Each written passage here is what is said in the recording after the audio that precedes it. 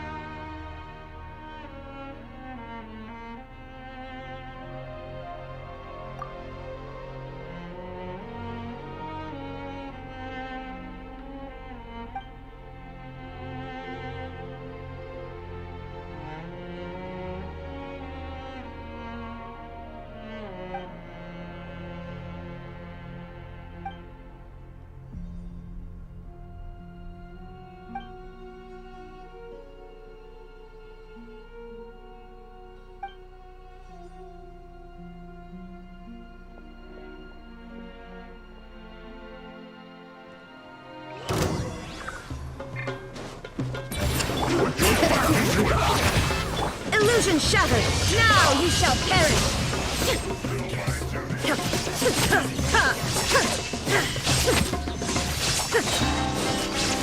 Shine Going down.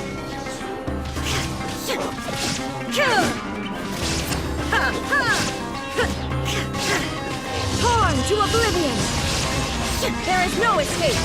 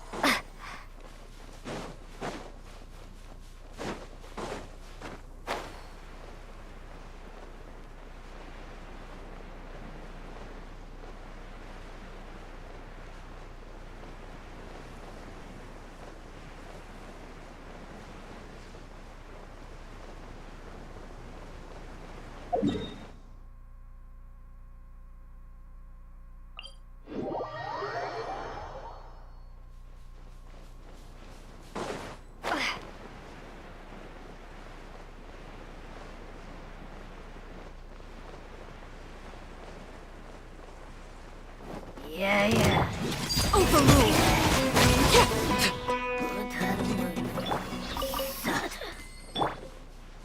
Bring it.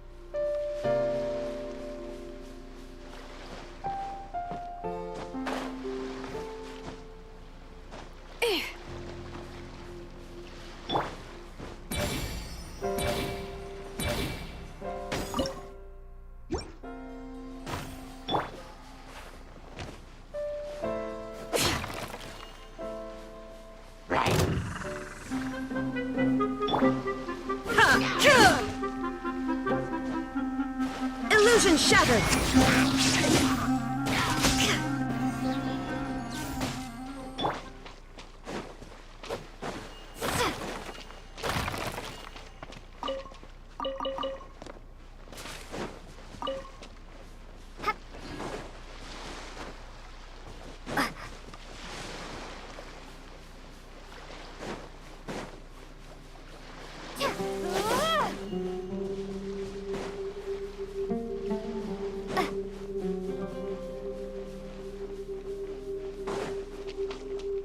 Bring it!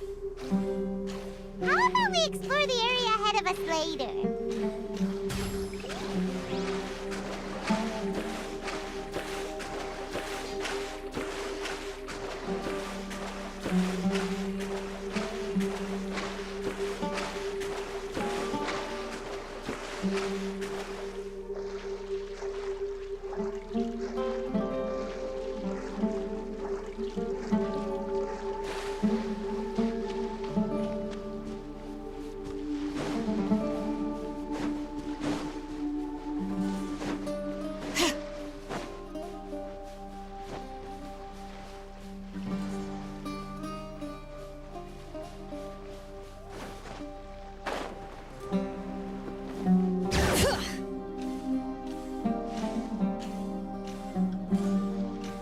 How about we explore the area ahead of us later?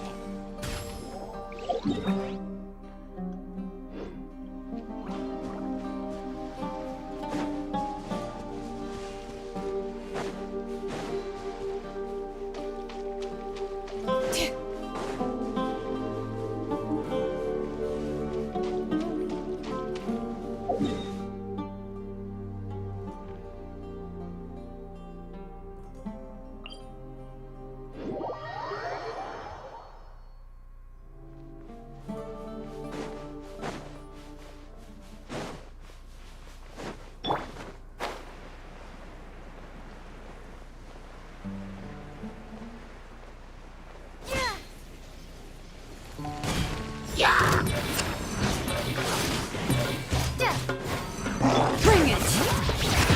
Shine down!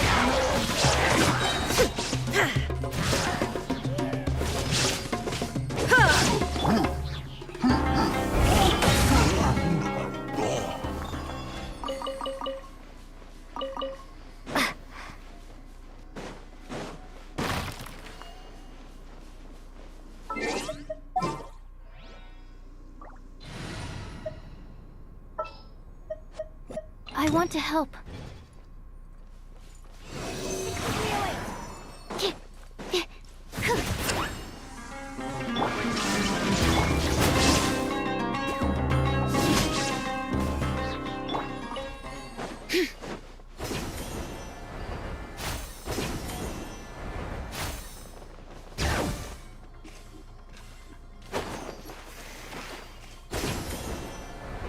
The temperature's just right. But this isn't the best spot to lie down.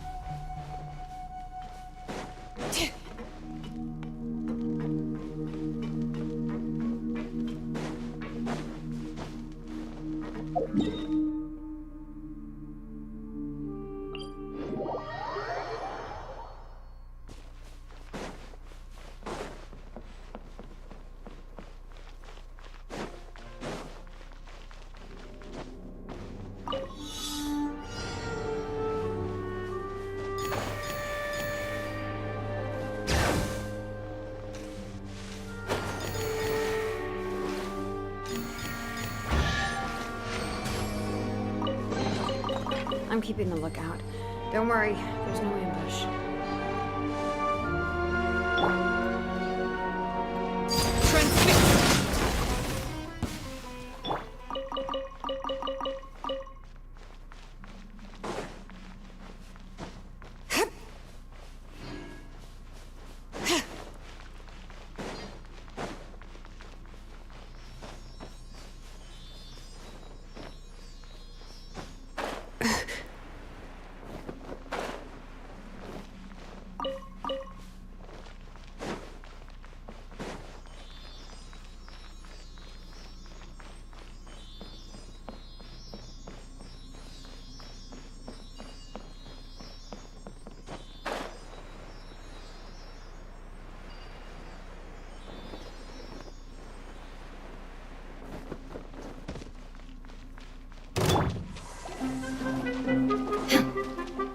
Illusion shattered!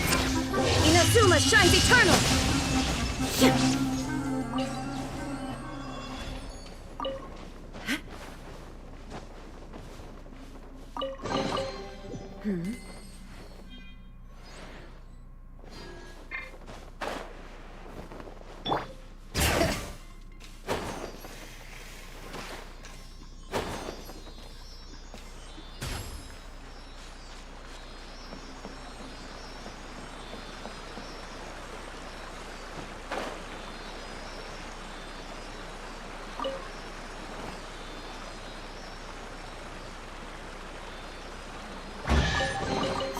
There's a lot of good stuff in here. Want to split it? Just kidding. You can take it. Swirl, Mark 2! Shine down!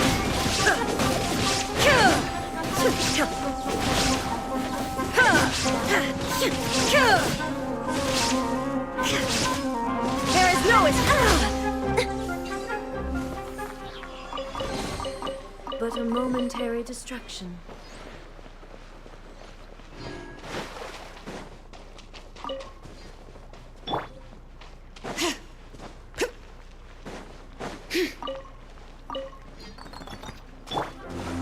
Illusion shattered!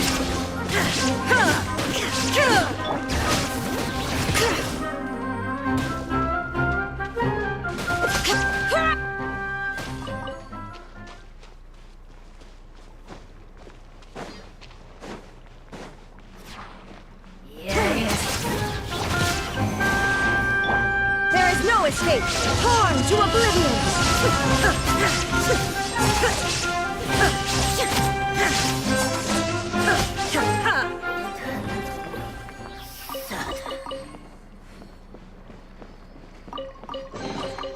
But a momentary distraction.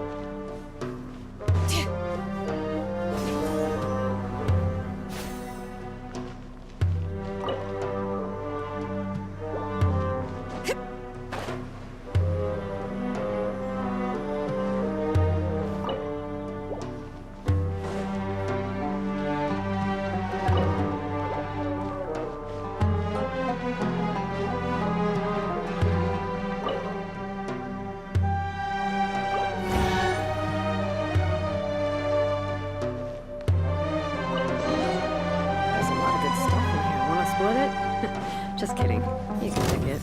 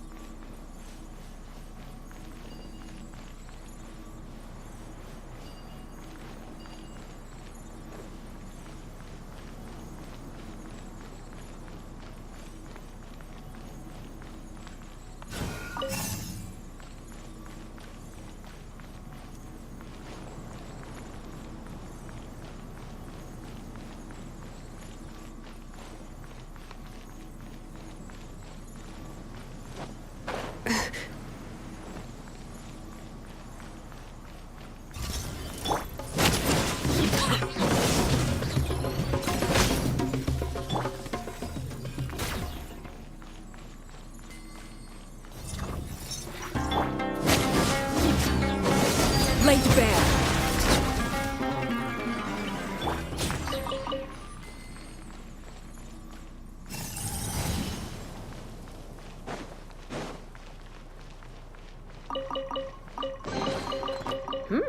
These should be worth something. Go on, take it.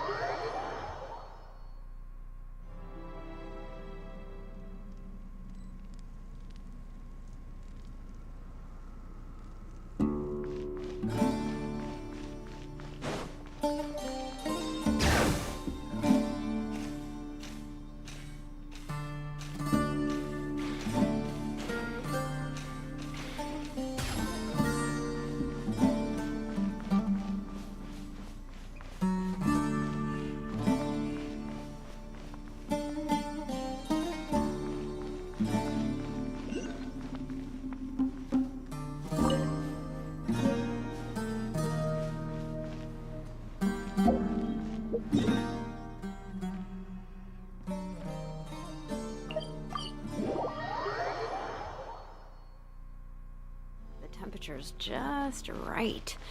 Ah, but this isn't the best spot to lie down.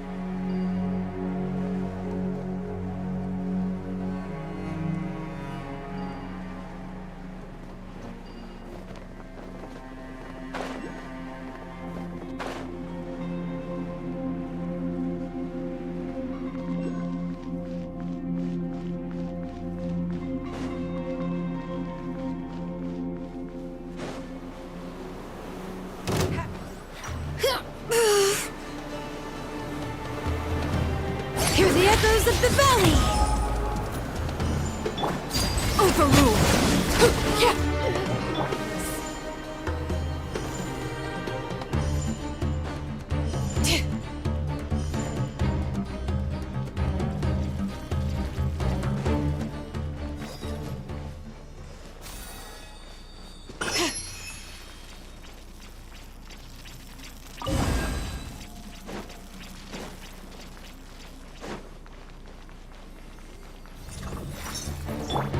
Transfixed!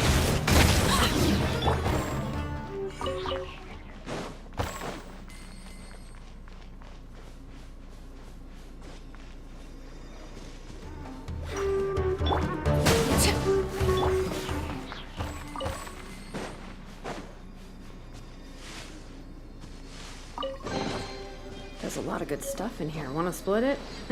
Just kidding. You can take it.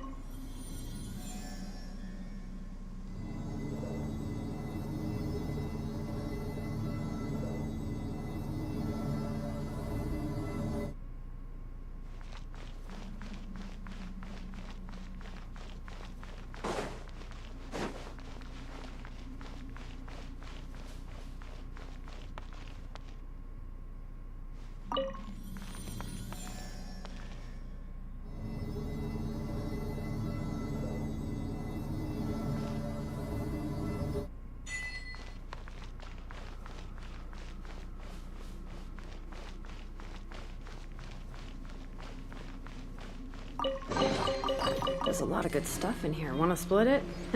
Just kidding. You can take it.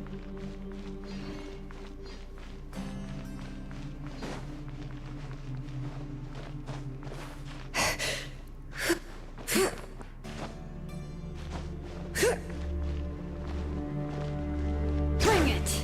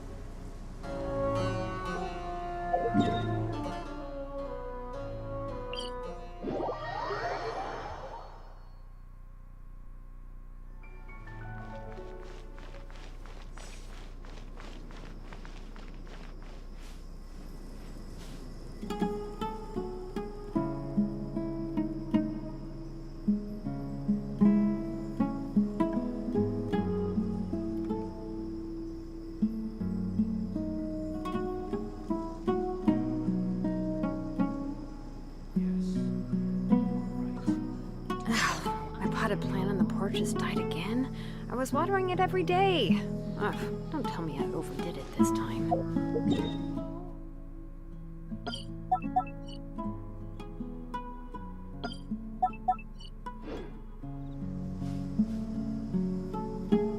even think about it. Some turkeys are meant for transporting goods.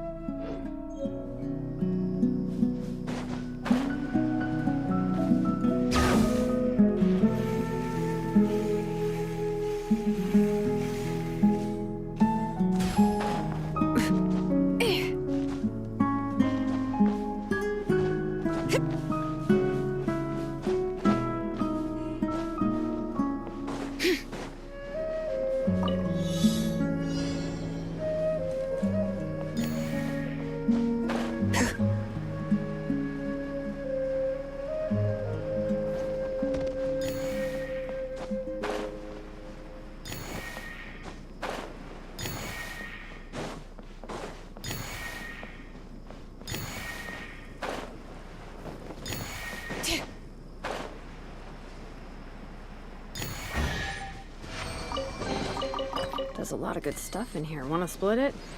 Just kidding. You can take it.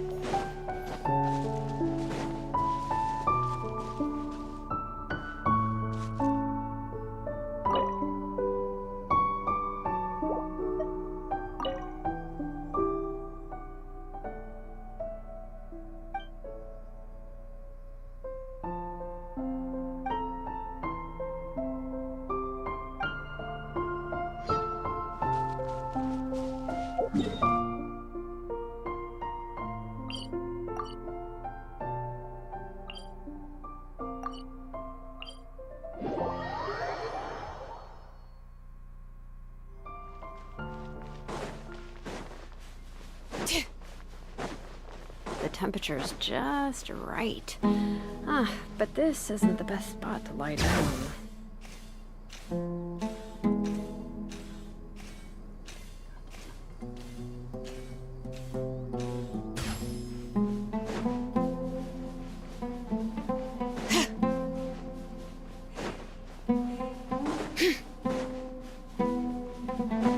Bring it!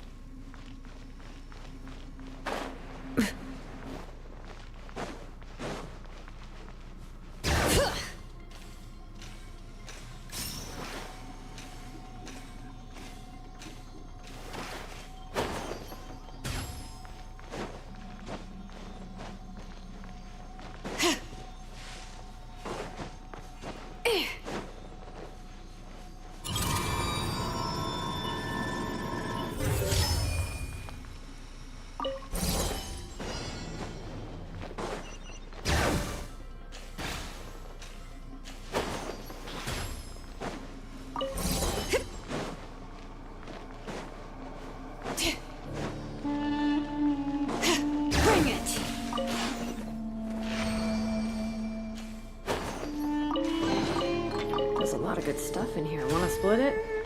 Just kidding. You can take it.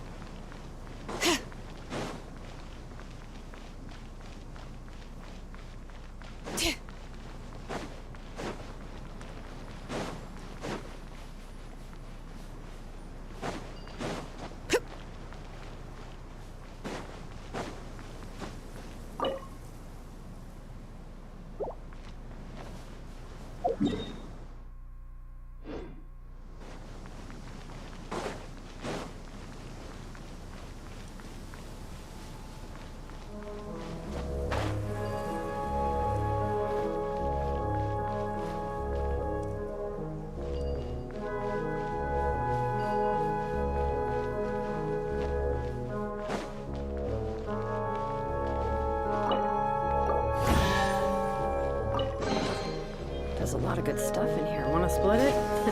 Just kidding. You can take it.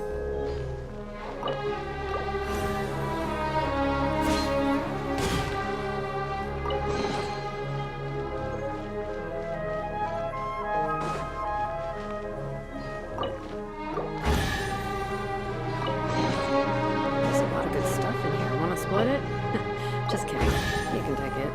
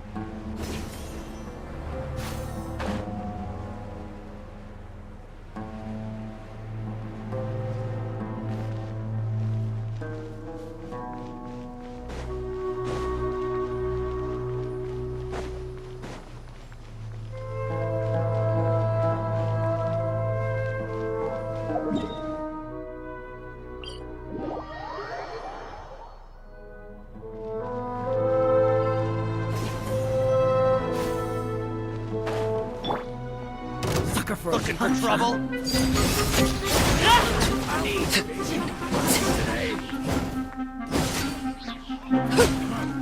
You want this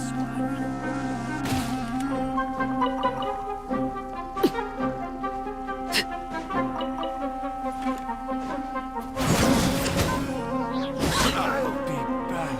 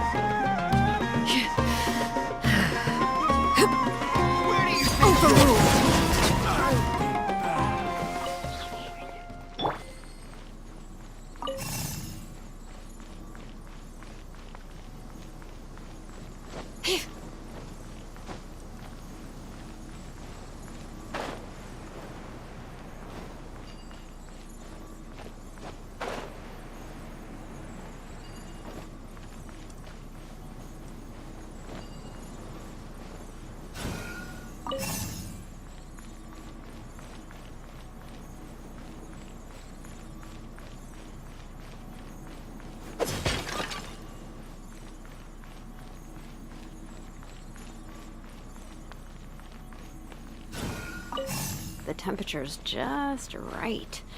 Ah, but this isn't the best. Illusion shattered! Transfixed! I guess this is it. Of death.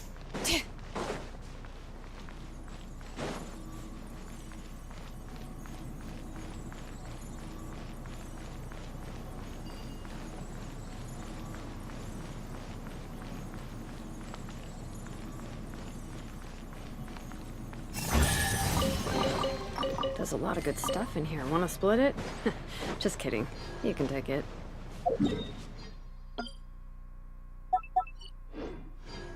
Bring it!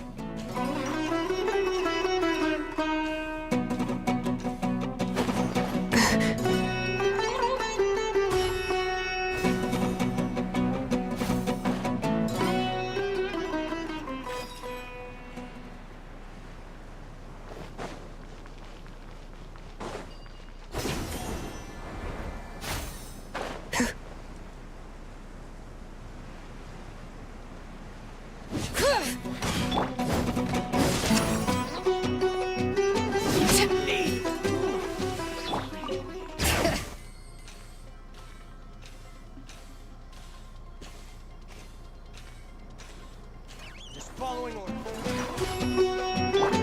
Absorption test. Bring it! Enhanced animal module 75. Shine down! Inazuma shines eternal!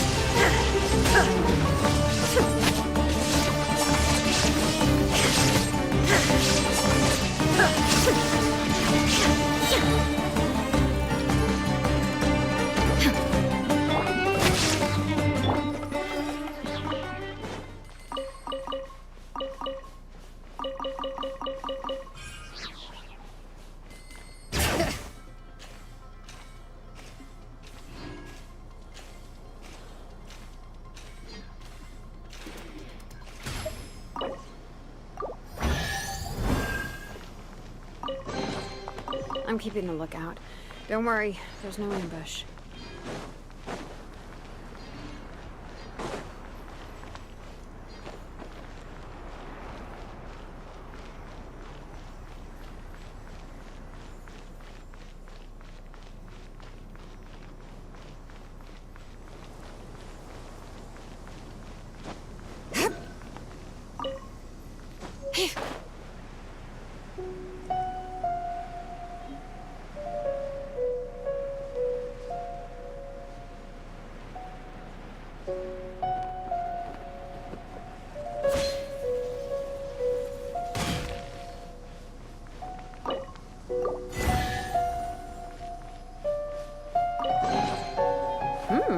These should be worth something. Go on, take it.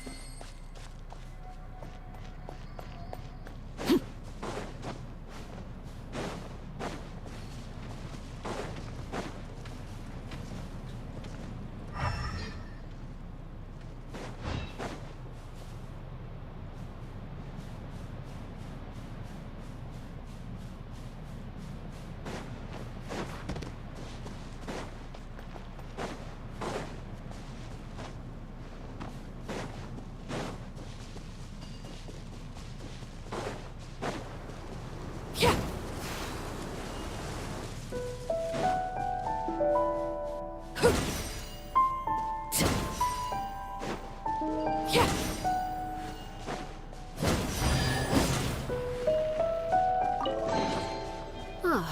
something with which to commemorate this occasion.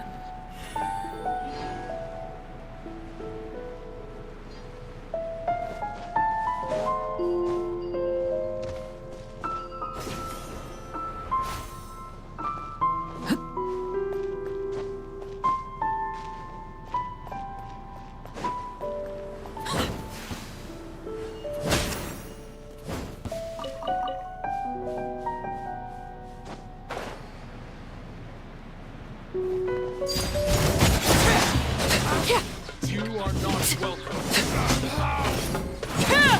I'll be back.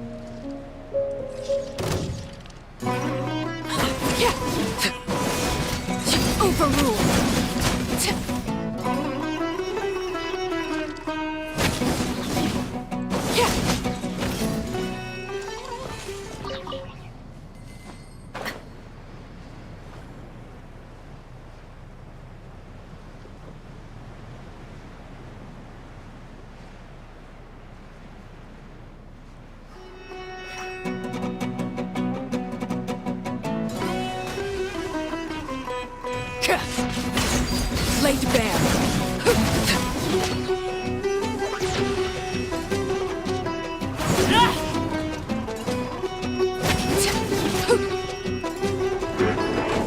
This is where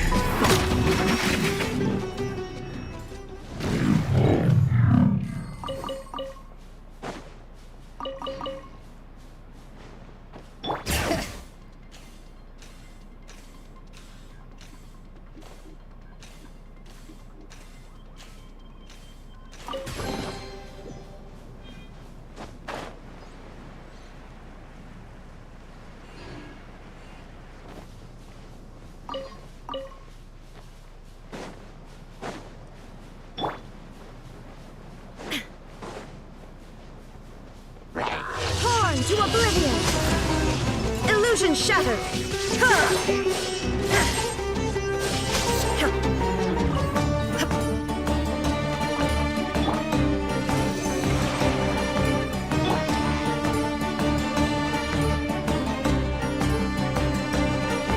Bring it!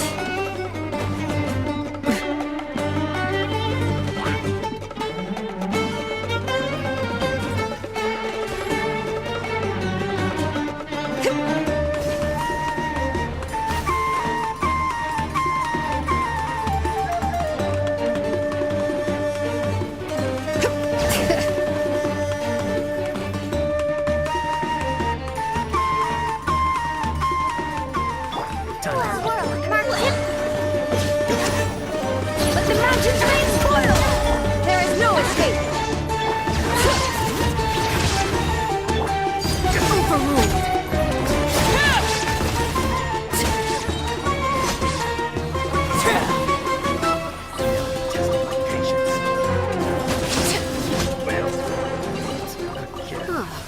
Something with which to commemorate this occasion.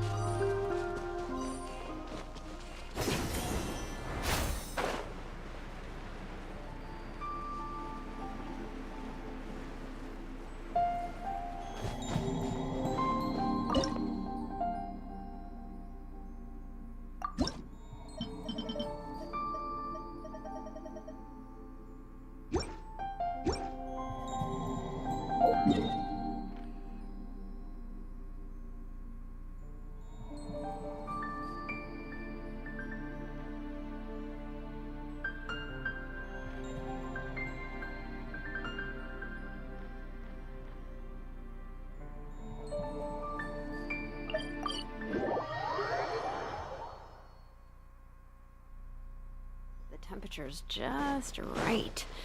Ah, but this isn't the best spot to lie down.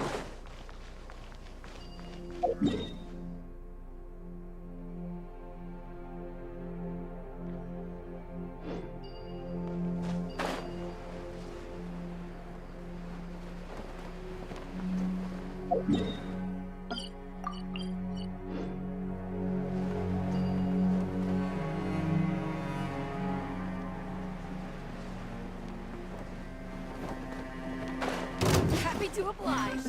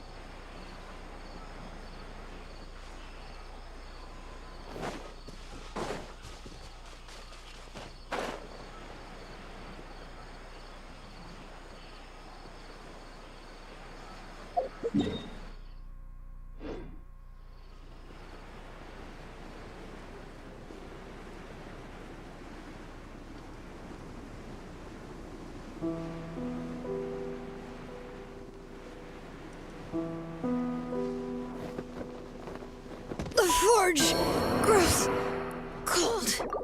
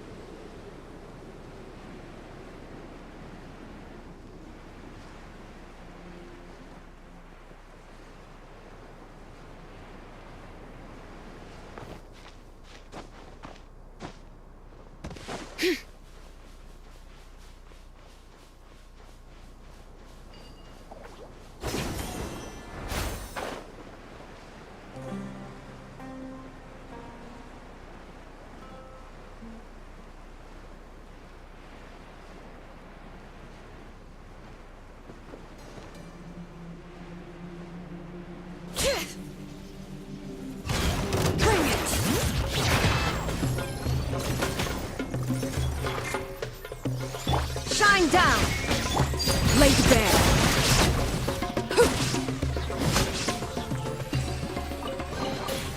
Ah, something with which to commemorate this occasion.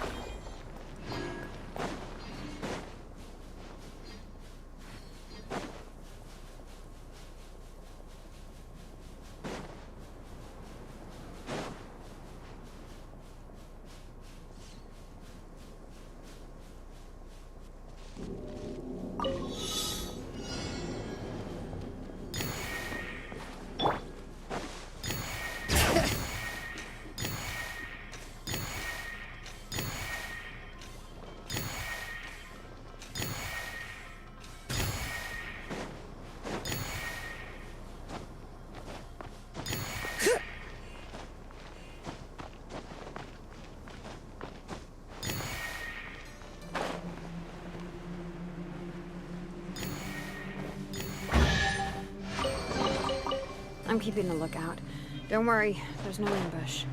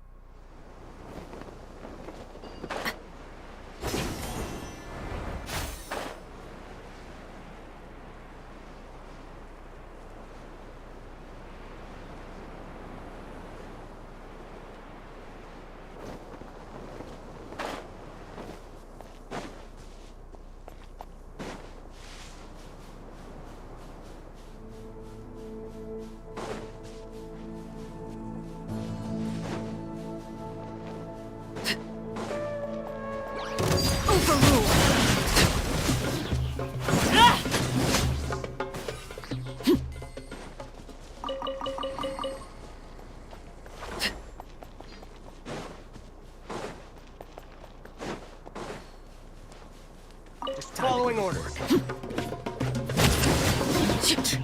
Will meet. Try to keep up. Go! Planning great names echo!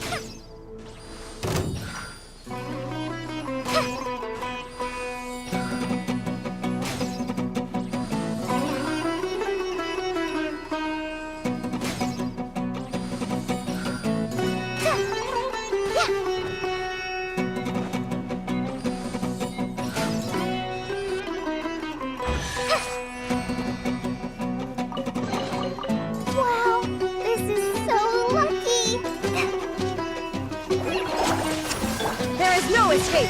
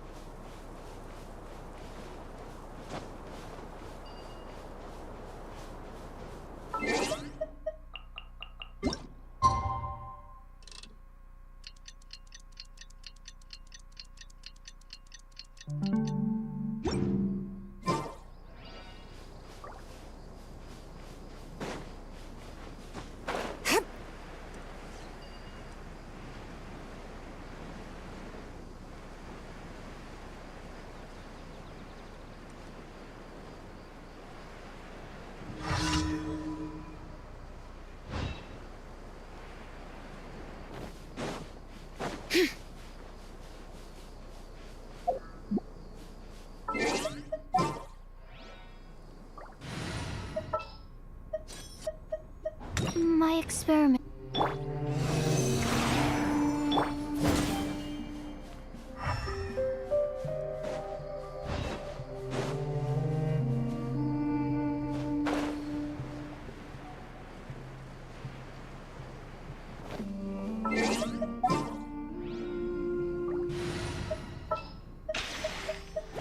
I'll ensure your safety.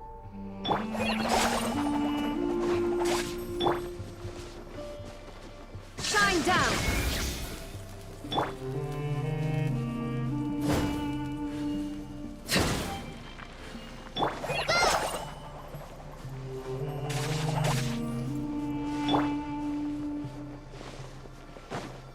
Ha!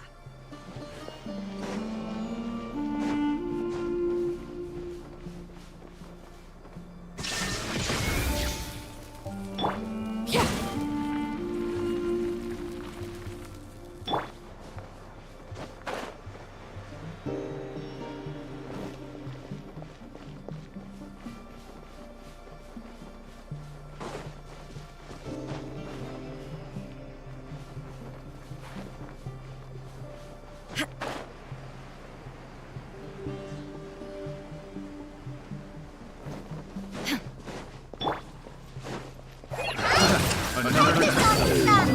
Now you shall perish!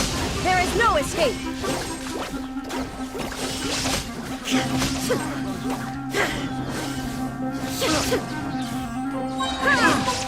Shine down!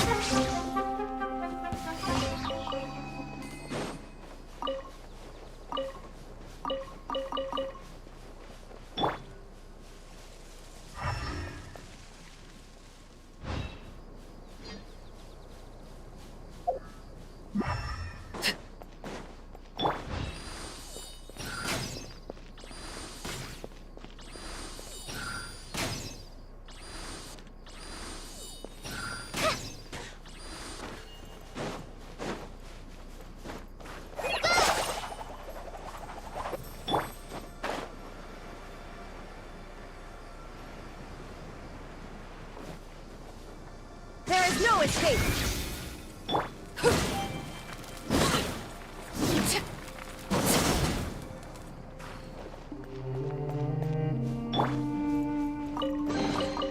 Wow, this is so lucky.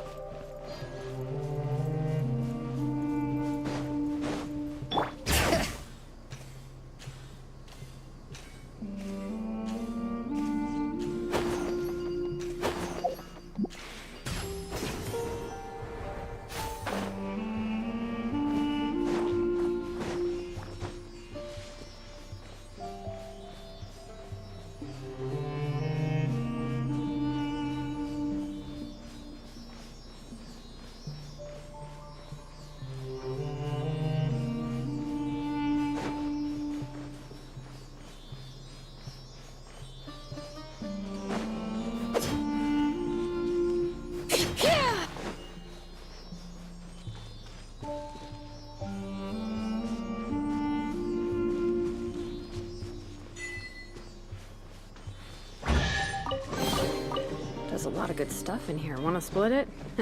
Just kidding. You can take it.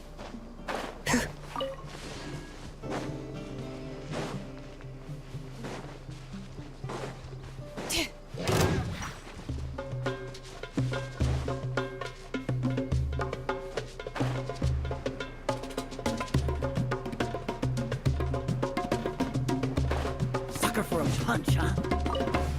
That's close enough. Take that!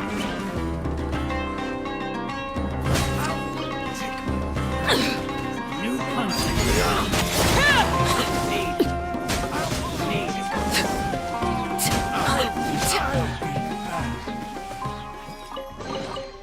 Ah, something with which to commemorate this occasion.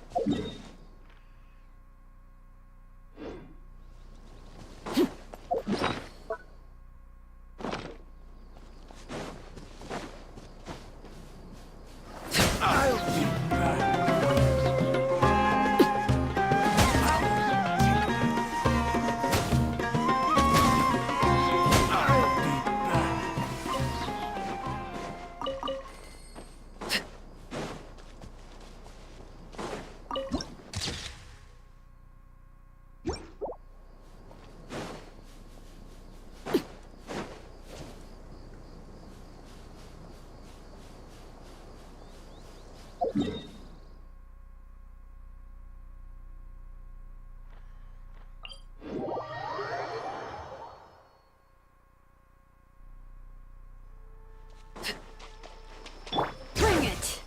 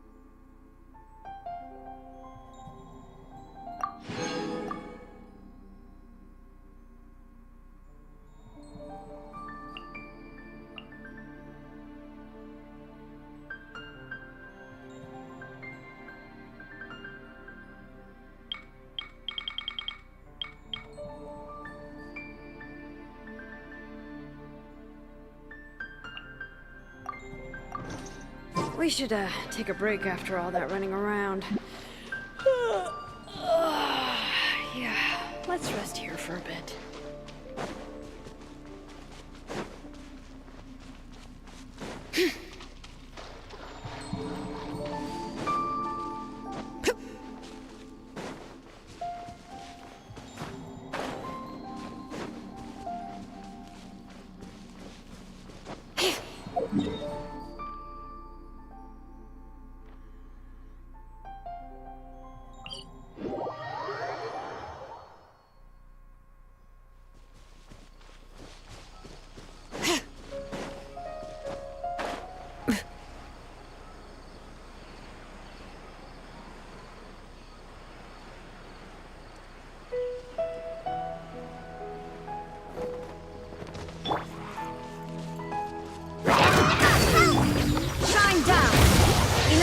shines eternal!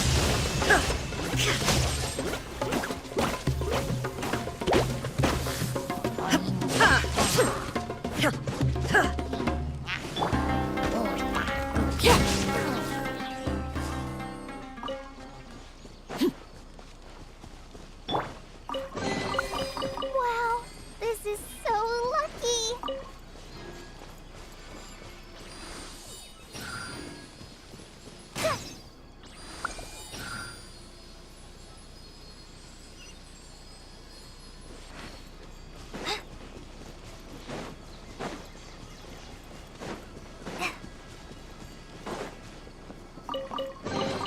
Wow, this is so lucky.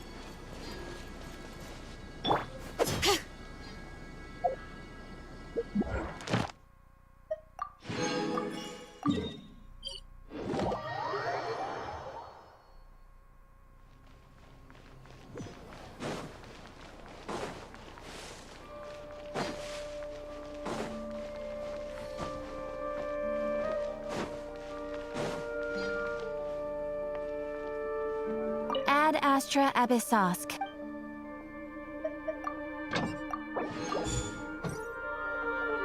Ad Astra Abyssosk. Thank you for completing today's commission.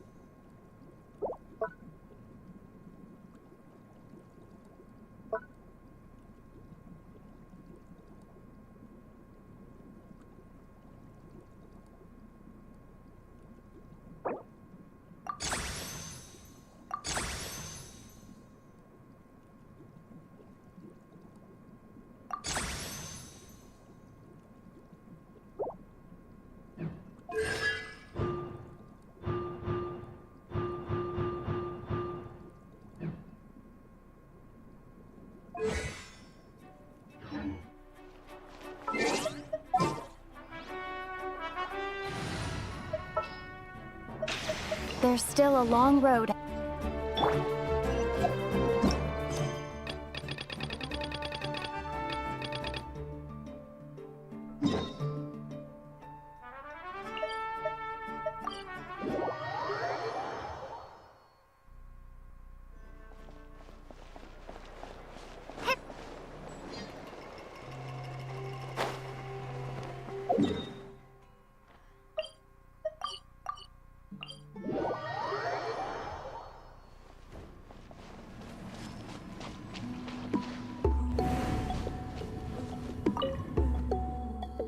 Toltec has updated me on your progress. Well done. I appreciate your efforts. Sure thing. Here's the stuff for the dye.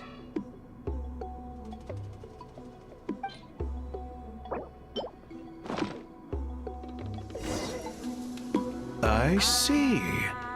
Yes. This is certainly a very different substance from typical dyes. Okay, now let's try our hand at making some samples. The fabric is ready for testing. Got it. Please come with me.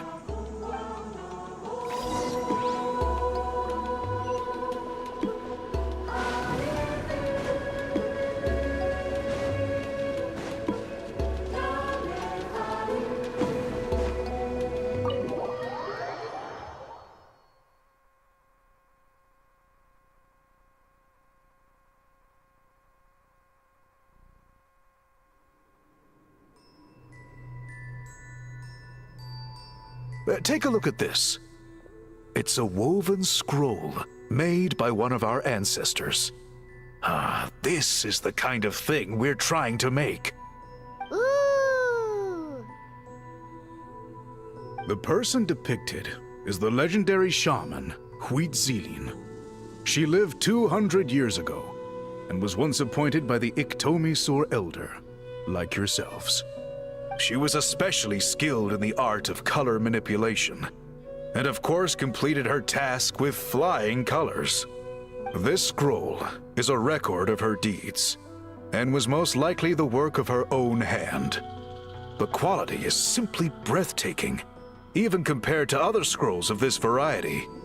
Sadly, since she passed away, all of our Iktomisor Elder's subsequent appointees have had to rely on the gift from the spirits to complete their work. That's a good way of putting it. My only quibble with your phrasing would be, it's not just me, but us. Now Paimon's getting excited.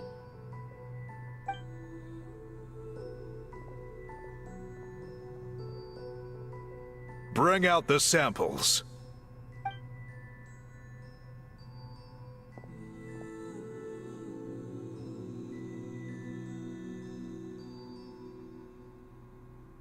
Now, as I mentioned, the dyeing process is a little complicated, but I am confident you will manage. Just make sure to follow my instructions carefully. The pattern has already been sketched out on the sample, so you just need to dye each block with the correct color. But you'll need to wait for the dye to fully soak in between each step to make sure the colors don't run.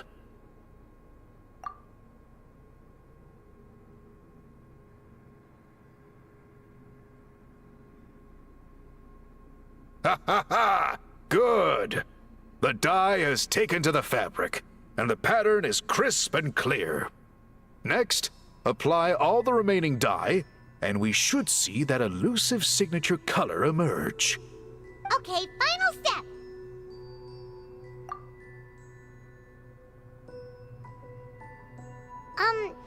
Did it work? Paimon doesn't see it. Oh, that color isn't showing up. Oh, the dyeing has failed. No, your technique was flawless. You did everything exactly as instructed. It would have made no difference if I'd done it myself. Then what went wrong? It could be the weaving technique, or maybe the dye has to be applied in a different way. Oh, whatever the case, it looks like I have failed to get to the bottom of this mystery. Sorry. worry. Paimon wishes we could do more to help. I am the one who should be apologizing. I made you do so much work, and it was for nothing. I will, of course, honor my commitment to compensate you for your trouble, but I do hope you won't give up on this task. I plan to keep investigating, and will be sure to keep you updated with any progress. Don't worry, we're not quitters. Paimon does have a question, though. This whole process of recording history on woven scrolls seems so complicated. Why don't you just write it down instead? You said yourself you're all about change and reform. Well, this seems like a pretty good place to start, don't you think? Writing things down would be easier for everyone, and your records would be more detailed. I think you've perhaps misunderstood my philosophy, but that's okay. I can answer your question, but there's somewhere I need to show you first. Oh, sure.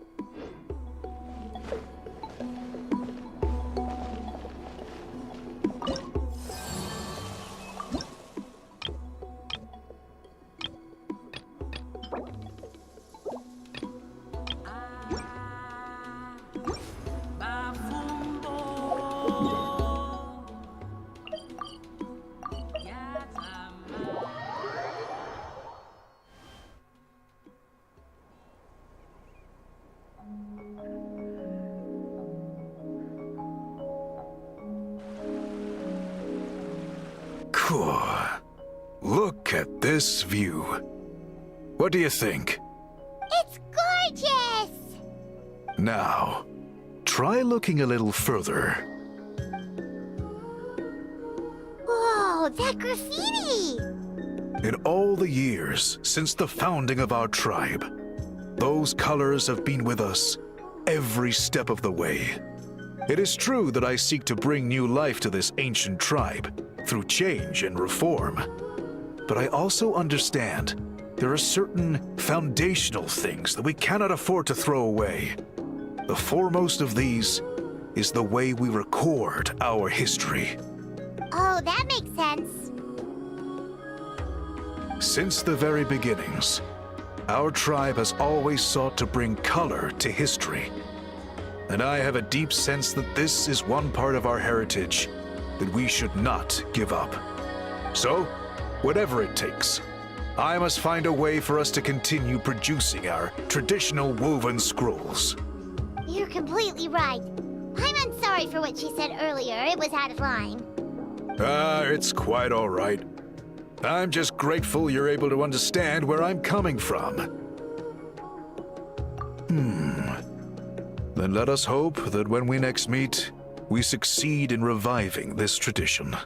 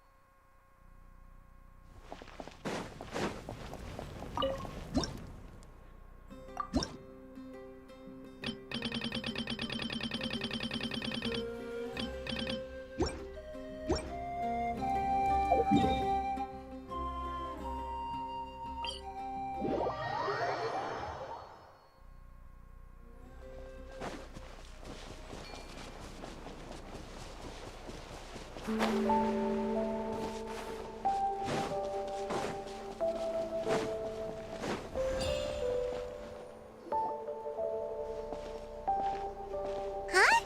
What are the Fatui doing here? That's a little concerning. Let's what they're up to. Also, how did they get this close to a tribal settlement? Huh. All the Fatui left in Natlan are probably the captain's subordinates. That basically makes them followers of one of Natlan's heroes. Still, once a Fatus, always a Fatus. Something seems off seeing them here. Let's go check it out.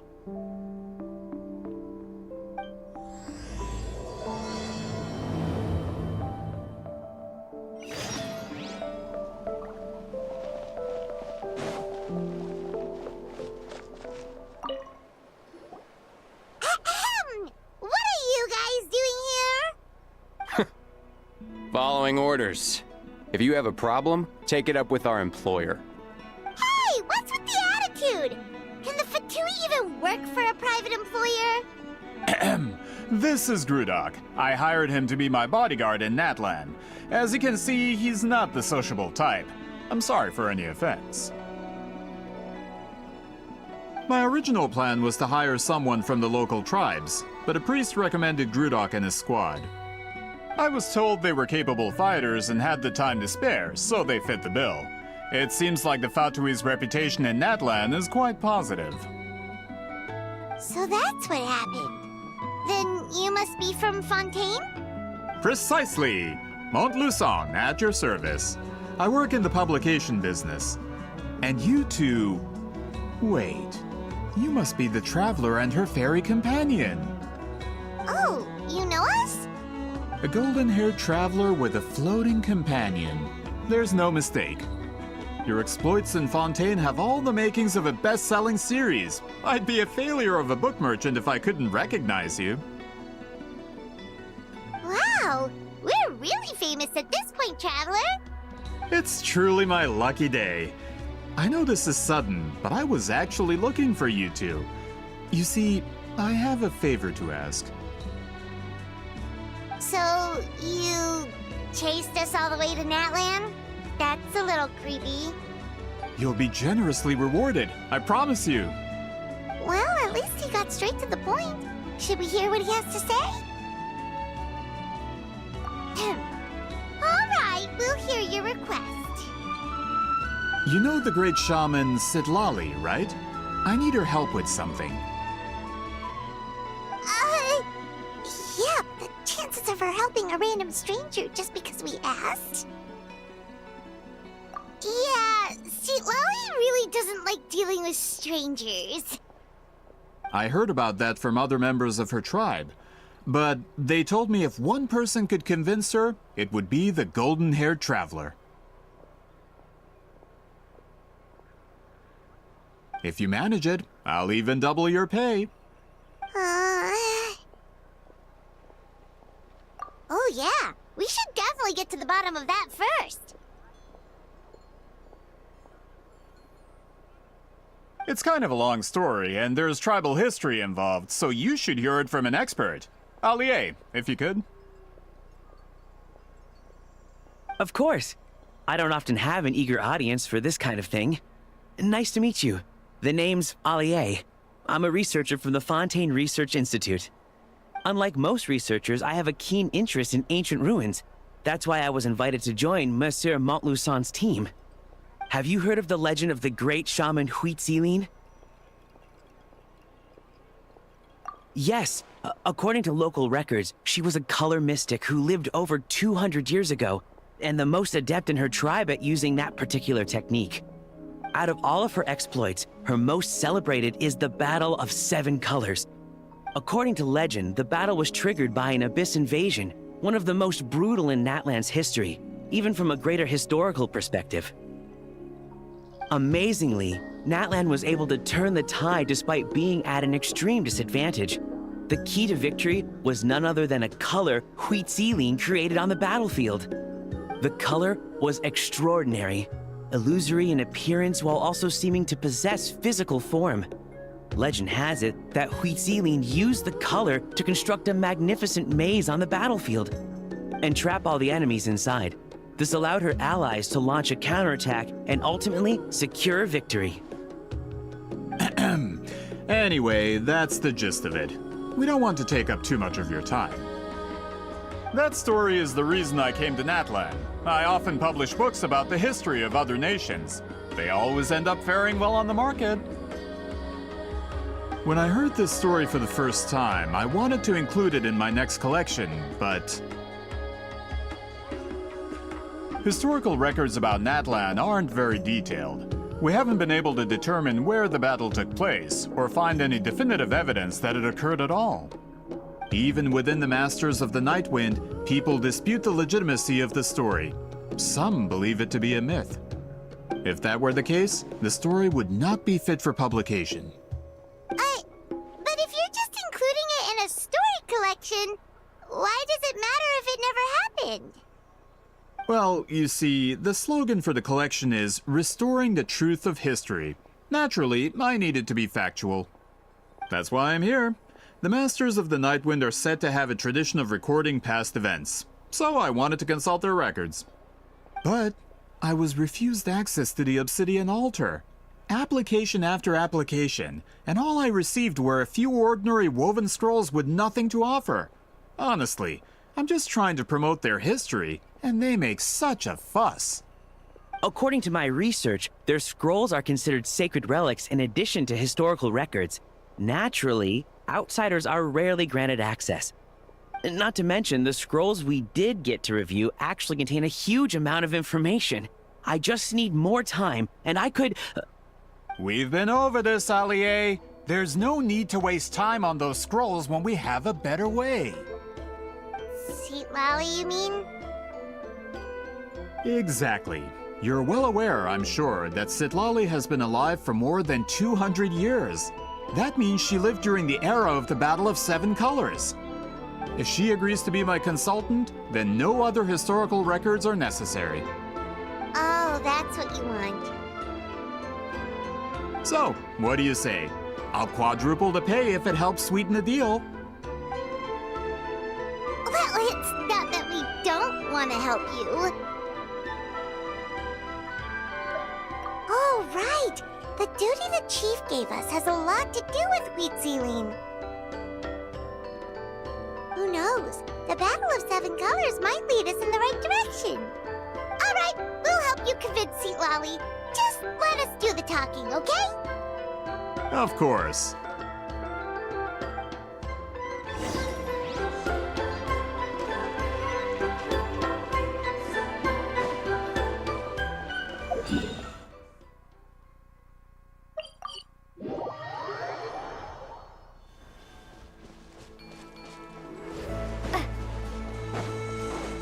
All right.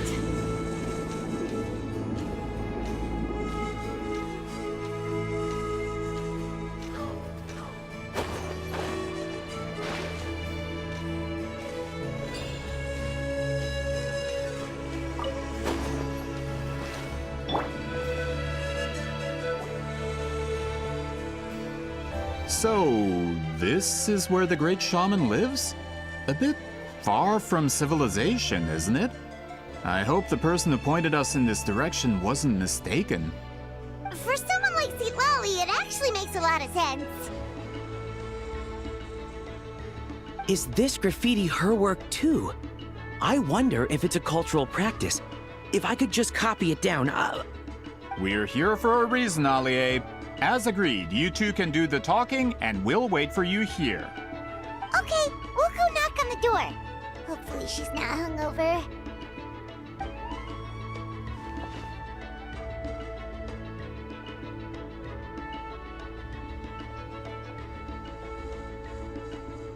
Seat Lolly? Are you there? We need your help with something! Oh, no response. Maybe she's not home. Oh, Granny Eatsley? Are you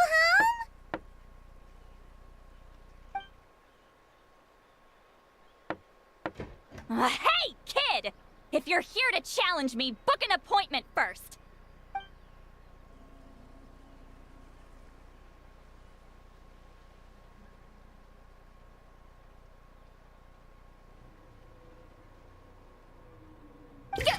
Traveler!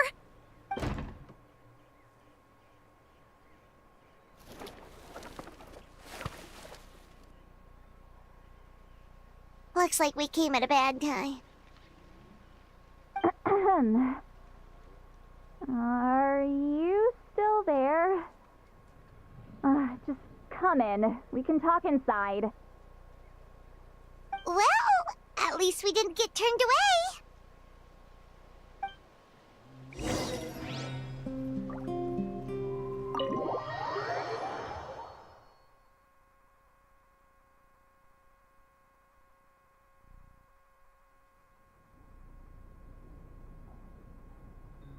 Huh. So this is where Seat Lolly lives. I, didn't have time to fully clean up the place. Complain if you want. Menial housework means nothing to a great shaman like myself. Besides, in light novels, people who keep everything neat and tidy are always too boring to be the protagonists. Also, I'm not a hermit. I'm just above superficial rules of societal etiquette.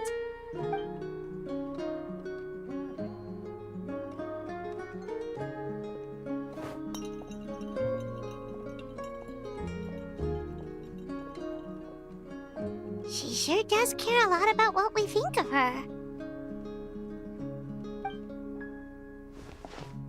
Oh, and that spell I used to transfer my senses to you, you're not still, experiencing the side effects, are you? It's my duty as a great shaman to check that kind of thing. Oh, you mean when we could hear your thoughts? Nope. It's been so long, we don't have to worry about that anymore, right? Then why do I hear the traveler's thoughts in my head? What?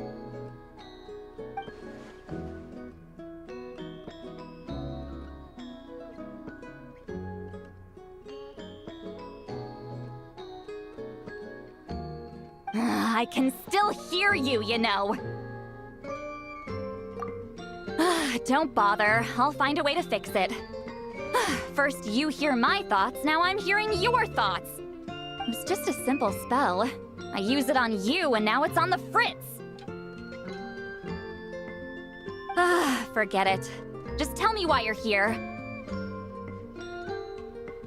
Well, someone asked us to ask you to be their consultant. They have questions about the history of Natland. So they asked the hero of Natland to put in a good word? Sounds like they know I don't usually trouble myself with other people's problems. The pay is really good.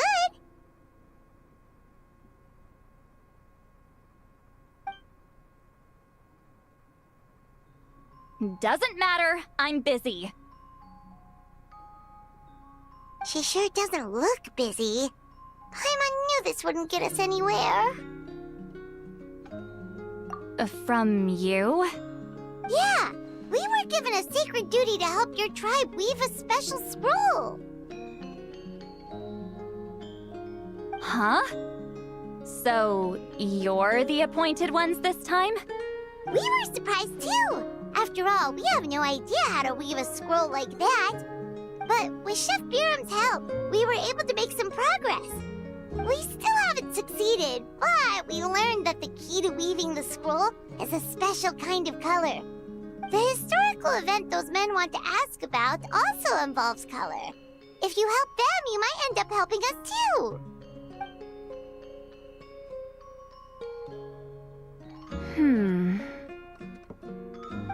She's giving us that face again. Did Paimon not explain things clearly? I can't decide whether this twist is completely out of the blue or if it was foreshadowed all along. Does that mean you won't help us? I need to think about it. Then there's still hope. Hey, what's the holdup? Just give us an answer already. You agreed to let us do the talking.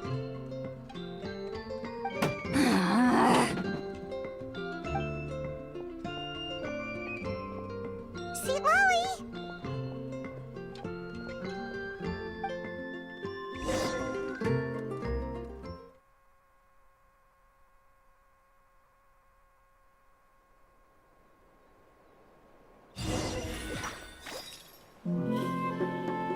Stand down, Grudok. As your employer, if I tell you to wait, then you wait. Understood.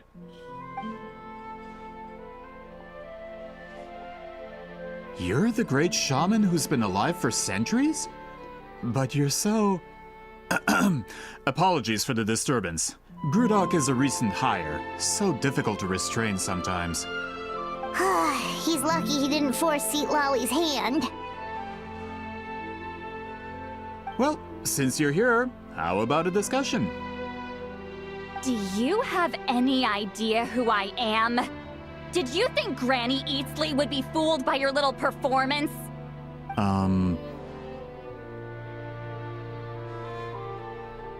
I have no intention of speaking to you. Your recent hire interrupted me right as I was about to make an important decision. Pull a trick like that again, and I'll make your lives a living horror novel, except 10 times worse. That's all I came out here to say. Whoa. Traveler, we have a discussion to finish. You live up to your name, Granny Itztli. I apologize for the offense. I'm just surprised the Battle of Seven Colors didn't pique your interest. You're investigating the Battle of Seven Colors? Ah, the Traveler didn't get to that part? Yes, I thought the Traveler could help me convince you. But, if I'm not mistaken, you have a personal interest in this matter, don't you? I heard that the great shaman Huitzilin was a friend of yours. You two must have been close. If I can resolve the controversy and prove the battle took place, I'll include it in my next collection. Then, all of Tevat will learn the truth. With your support, your friend's heroic deeds will once again be known throughout the land. Inspiring, don't you think? If this is really about that duty, then... fine. I'll help you. I'm honored. Save it. I agreed to help the Traveler, not you. You'll just have to leech what you can. Well, at least she agreed to help.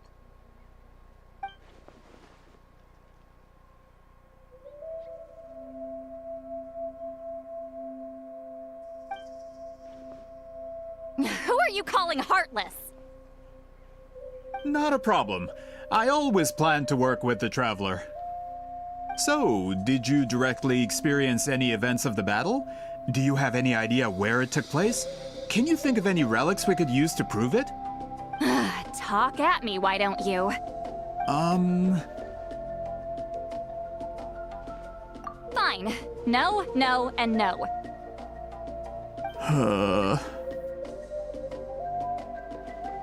I did live during the same era as her, but that doesn't mean we experienced the same events.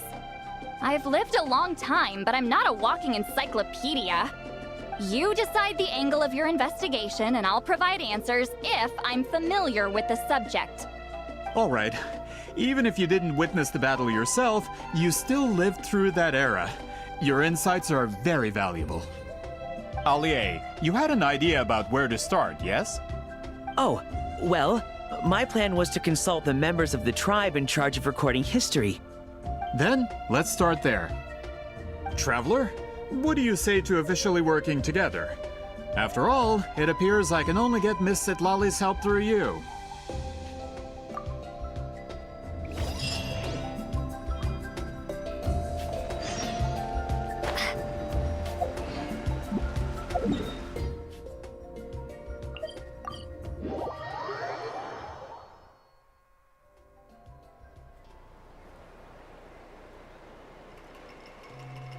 You don't seem super invested in this whole thing, Seat Lolly. The Battle of Seven Colors is something I've only ever heard about. I know as much as anyone else in my tribe. But how? Weren't you alive when it happened? I wasn't there when it took place, and she never told me about it. That's how. But Molo Saw said the two of you were close friends. The battle was legendary. Why wouldn't Huitzilin tell you about it? Close friends? More like arch rivals. Montluçon would know if he actually did his research. Did you see the graffiti outside my house? That's not my doing. All students from Wheatzealing's School of Shamanism must pass an extremely difficult trial before graduation, defeating me in battle. Those graffiti drawings are how they challenge me.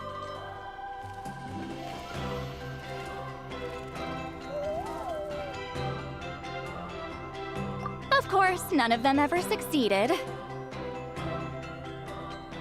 So, after Wheatzealing's death, her students had no choice but to modify the requirement. Instead of defeating me, all they have to do now is last long enough.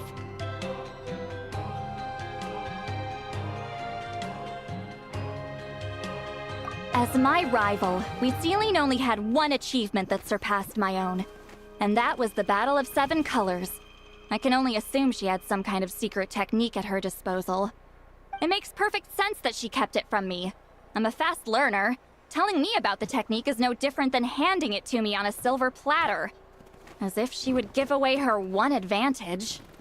Oh, that makes sense. Anyway, all of that is secondary. Like I said, I'm only here to help you fulfill your duty.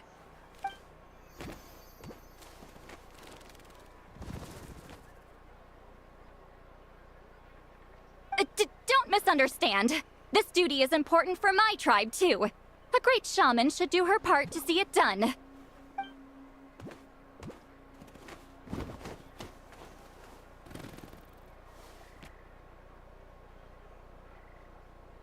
Excuse you?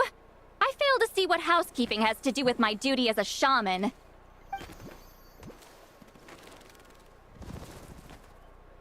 Why is it that you're the one whose thoughts are exposed, but I'm still the one suffering? I need to get to the bottom of this. Excuse me, great shaman, but we have a situation over here. We could really use your help. Okay.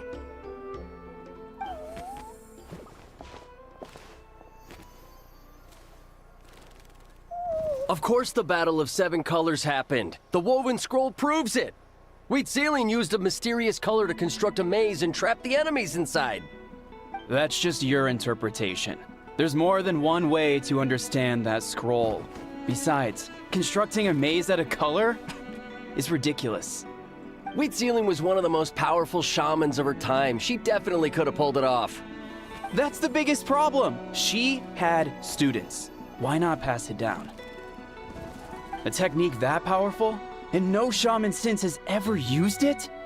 Her students are keeping it a secret, of course. If you knew a technique like that, you'd be a fool to show it to just anyone.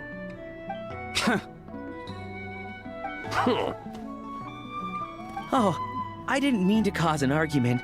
I just wanted to ask, is there anything we can use to prove the battle took place? Of course it took place. Why would you need to prove it?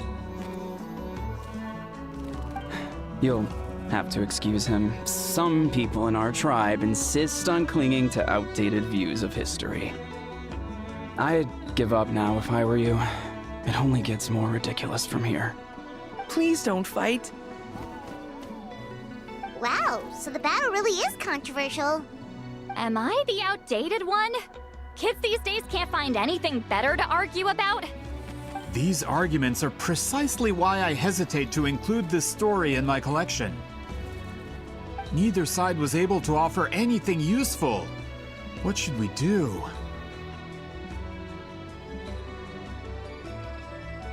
Wheatzealing was a passionate teacher. We were opposites in that sense.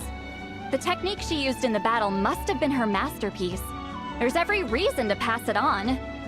Still, if the technique is powerful enough to single-handedly stop an invasion, it also makes sense that her disciples would keep it a secret. We should check with the students from her school. If we can confirm the technique exists, we can deduce certain things about the battle. But as far as I know, most of the shamans from her school occupy high positions in the tribe. Not the type of people outsiders like us can speak to on a whim. Right. The obsidian altar is off limits to you. But, if I go... Is there a problem? Most of Wheatsealing's students are respected priests in the tribe. But that means they had to go through me. Or try, at least. I, of course, humiliated them from a young age. Those who hold the position now are the ones who lasted long enough before I wiped the floor with them. If I show up without warning, they'll run for dear life. That's not gonna get us any answers. Yeah, Paimon can see it now.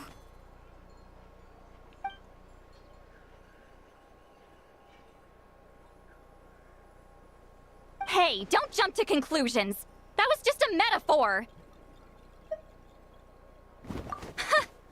Only you have the guts to joke like that with me, Traveler. Fine, I said I'd help, so I'll help. But don't blame me if it goes wrong.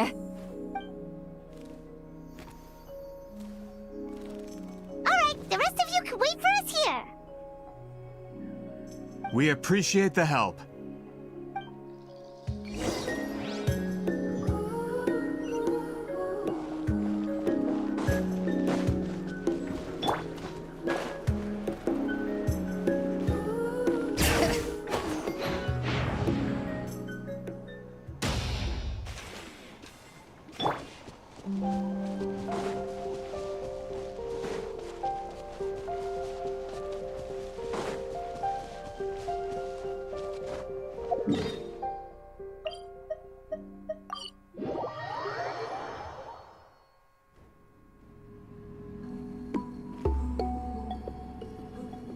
Oh, are you in the middle of a ceremony?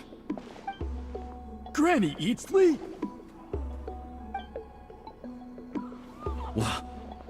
What is she doing here?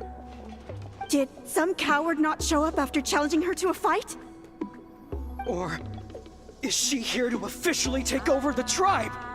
Whoa. It's like they really do see her as some kind of tyrant. No matter what, we'll defend our dignity as priests to the end. Ugh, you talk a big game for someone who lost to me the most out of the entire priesthood. What? All I want is to ask some questions. So, you're here to interrogate us? Someone didn't sit pretty for their beating? Is that it? You want their name, don't you? We should just run! Yeah, with the hero of Natlan here, Granny Eatsley will be on her best behavior. Sure, whatever you say. Oh, it's the Traveler and her companion! That does make me feel better. How can we help you? We wanted to ask about the technique you inherited from Wheatsealing. Huh. So you can eradicate our school once and for all? Disciples of our school have challenged her year after year, just as our master instructed. Sounds like she's finally had enough. Well, you're not wrong. If we want to protect our legacy, one of us needs to run! Not this again. Just how much did you traumatize them, Seatlally?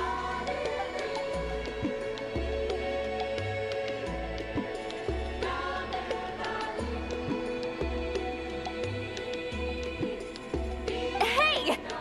You can't just say whatever you want just because it's in your head. I'm Granny Eatsley. A mere mention of my name and kids burst into tears. Love and respect? No one has the guts for that.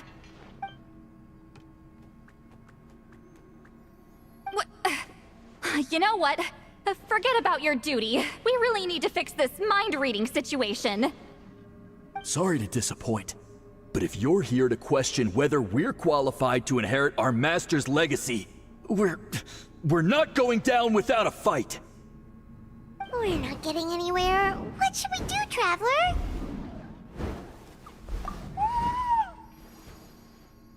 Huh?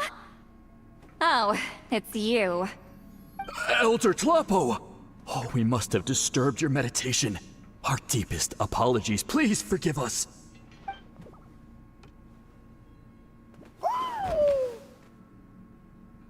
Did Elder Tlapo just issue a declaration? From what I can tell, in a single word, the message was friend? Is Elder Talapo telling us to treat Granny Eastley as a friend? That's not possible, is it?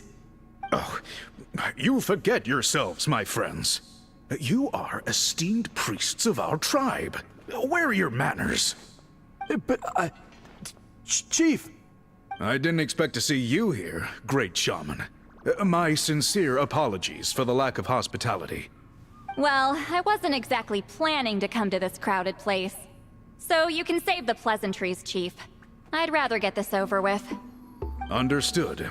Now, as successors of Huitzilin, I understand your friction with Granny Eastley.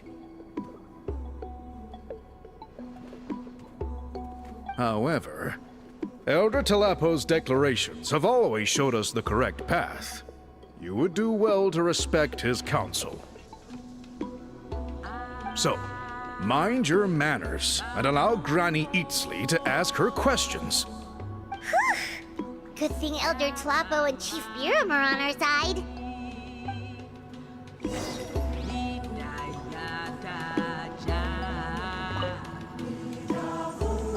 Hi there, Elder Talapo!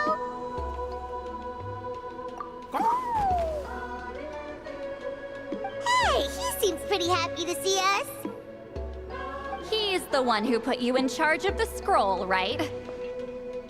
Yeah, Elder Talapo appointed us to the task. Elder Talapo, huh? He's still Claw to me.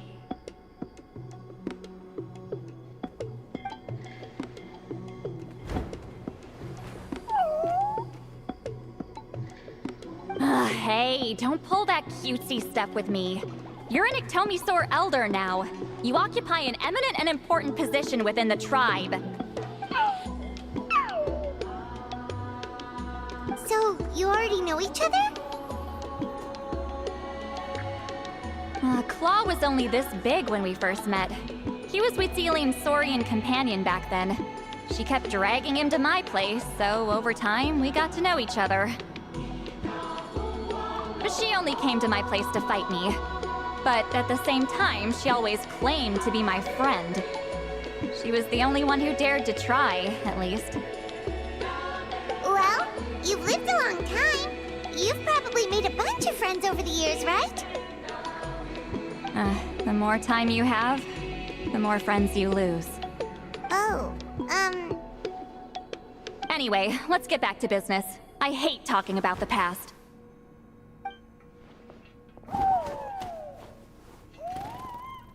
Oh, 200 years and you still haven't given up, Claw?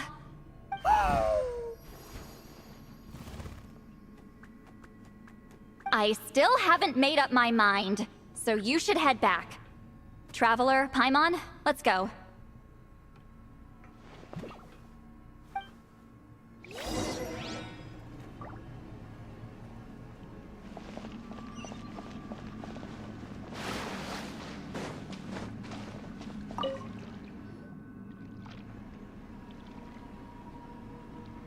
Chief Biram?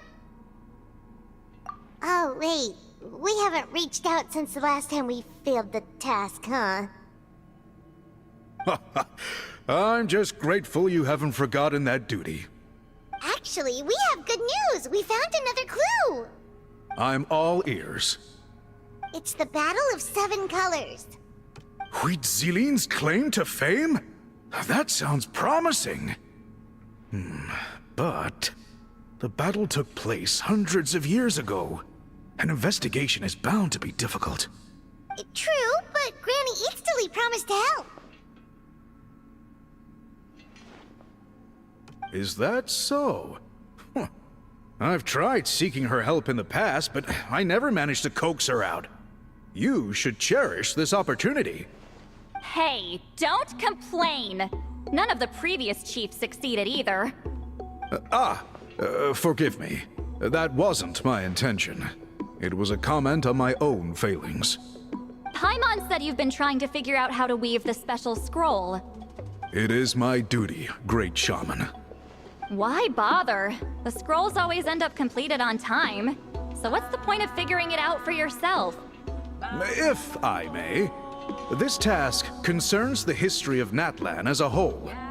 And in many ways, history is the memory of a people. Memory is sacred to our tribe. I'm sure a great shaman understands that better than a humble junior like myself. Something this important cannot be left to baseless rumors. I know you don't concern yourself with the daily affairs of the tribe, Granny Eatsley. Even so, as a priestess, I trust you wouldn't leave something like that to chance. I get your point. Of course, the one time I wish you could read my mind, it doesn't work.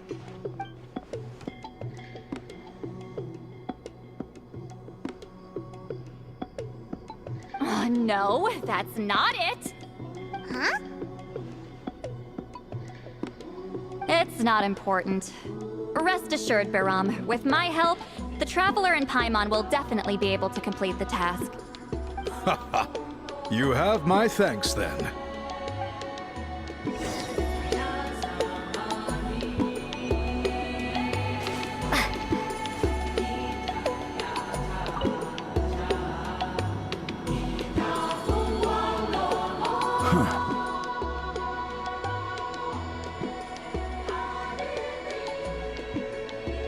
So are you here to test whether we're qualified to inherit Master Wheatselian's legacy? You've already been tested, haven't you? Well, frankly speaking, I don't think any of you are qualified. But that's not why I'm here. All you need to do is be good and answer my questions. Fine. Ask away. You've heard of the Battle of Seven Colors, right? Of course. It's our master's claim to fame. An immortal legend inscribed in the very history of our tribe. Then I'm sure you know there are those who question whether it actually occurred. I did hear people arguing about that the other day. It's disgraceful. How can they question something like that? It doesn't surprise me. Natlan has had more tourism lately. A lot of people have started getting strange ideas after interacting with Outlanders. After all, everyone who took part in the battle has returned to the ley lines. Without witnesses, it's hard to refute detractors. Well, it just so happens the questions I want to ask are directly related to the legitimacy of this battle. Listen, we know you were rivals, but do you really have to question her legacy? You think she's like you? Someone who can't survive a little scrutiny? No, of course not. Then let me finish. During the battle, Wheatselian most likely used a technique powerful enough to turn the tides of war. I'm sure she was very proud of it. Proud enough to pass it on to her disciples. So, which one of you inherited that technique?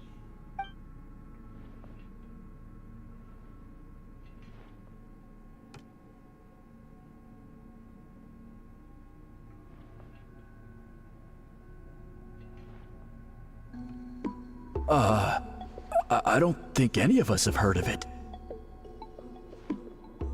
Listen, I'm not trying to take it for myself, so be honest. With or without it, I can wipe the floor with any of you. Yeah, no objections there. But I'm telling the truth. None of us have ever heard of that technique.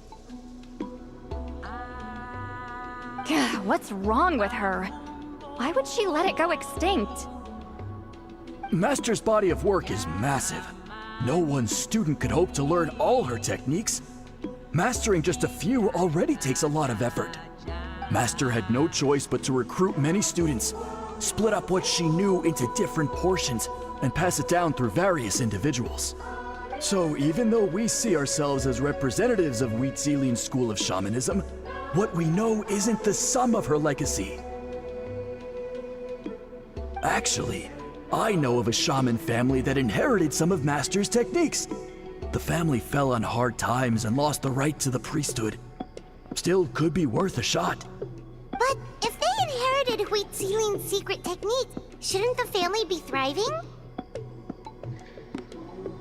Well, it's the only thing I can think of.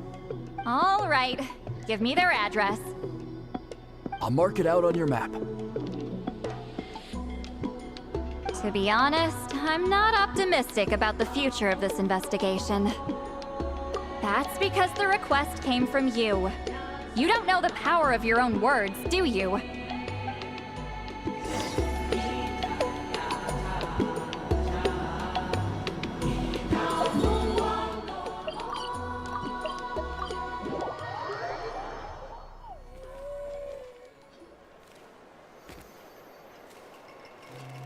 Proving the legitimacy of this battle seems more hopeless by the second. Nothing we can do about that. Well, even if our investigation ultimately proves the legend to be false, that's still a worthwhile result. Although I'm here for business purposes, I have a personal interest in this as well. I'm drawn to matters of historical truth.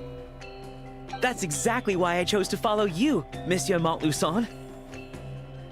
Listen, I'm just updating you on the situation, not asking for your opinion. I don't really care whether you continue your investigation. And Traveler, you came to me for help with your scroll weaving duty, right? You thought looking into the Battle of Seven Colors could give you answers. That's understandable. But based on our progress, I'd say this is a dead end. Instead of wasting time, you might consider taking a different approach. I'll try to think of another way to help you. Respected Traveler, let's not forget about the compensation I promised. You shall have it in full. Extra, if that's what it takes. What makes you say that?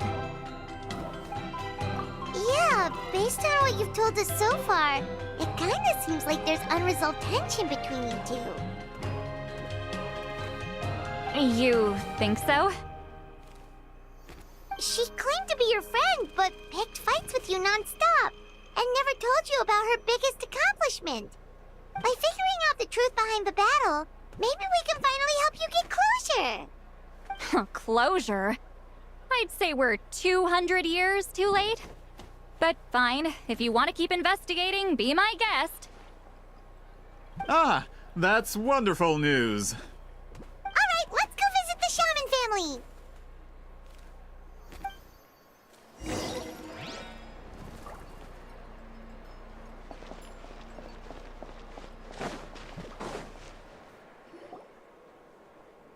Hello, are you Asia Man? Yep, that's me. Huh? Granny Eastly? Get up! In a crowded market like this, the only person who should be trying to hide is me. My apologies. Ever since my grandfather's generation, the shamans of my family have given up on passing your trial, Granny Eastly. Have we offended you in some other capacity? Man, this is generational trauma at this point! Whenever I misbehaved as a kid, Grandpa would tell me about the thrashing he received from Granny Eastly. I still get nightmares about it sometimes.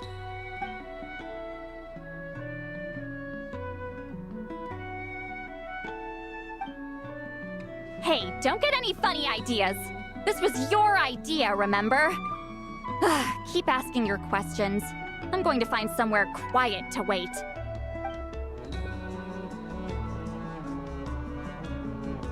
Okay, so your family studied under Wheat Ceiling, right? Yes, although that pretty much ended with my grandfather's generation, unfortunately. The techniques my family learned from Wheat Ceiling didn't have much practical use in terms of tribal affairs, so during my grandfather's time, we quit the priesthood. Turns out, shaman techniques aren't that useful outside the priesthood either. So over time, we abandoned them altogether. Of course, it's possible that we were just too foolish to understand the true power of those teachings. After all, Wheat Ceiling was a genius. None of her students have been able to fully reproduce her talent. Do you know which techniques were passed on to your family? I'm not sure. As a kid, I remember hearing my grandfather talk about them, but it's not like I can use them myself. Just think about it for a sec. Do you remember anything about a technique that can decide the outcome of a battle? Decide the outcome of a battle? No, I don't remember anything like that. Besides, my family wasn't really known for our talent. If a technique like that exists, I doubt Wheat Ceiling would pass it on to us. You might have better luck asking one of the priests. They're descendants of Huitzilian's most gifted students. Well, looks like we're back where we started. Still no definitive evidence the Battle of Seven Colors took place.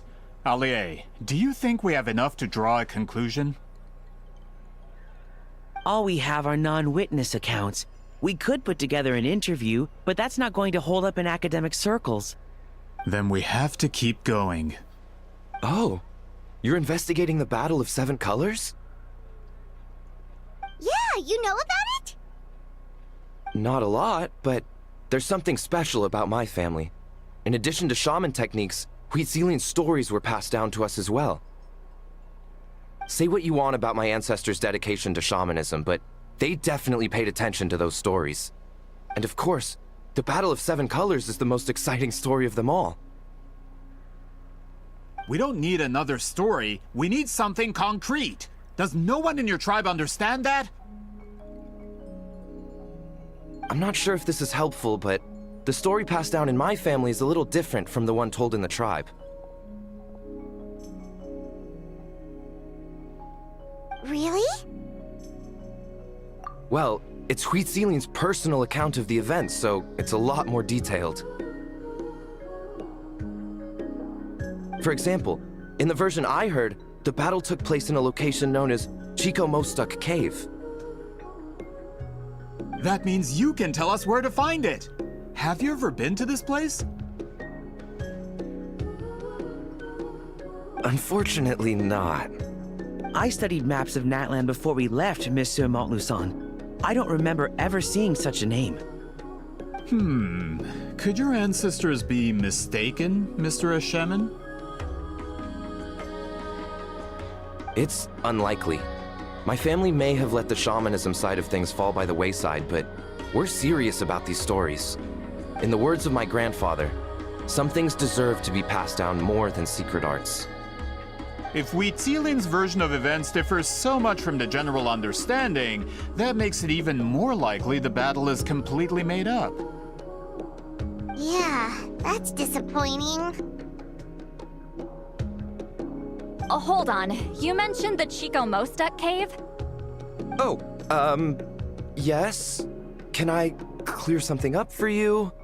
It's been more than 200 years. Huh. I never thought I'd hear that name again. What does she mean?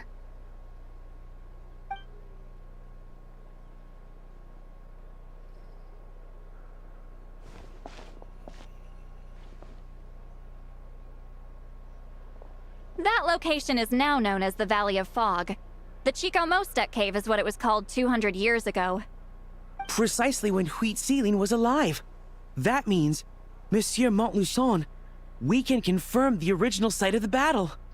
Once we get there, the evidence we need should be at our fingertips. Just when we thought all hope was lost. I never doubted you, great shaman. Allow me to present you with a gift as thanks. Save it. Flattery won't get you anywhere with me. Wait, Mr. Montluçon works in publishing. You're a huge fan of light novels, right, Sweet Lolly? Maybe he could get you some that are out of print. Really? Out of print, huh? Sure. Do you have any in mind?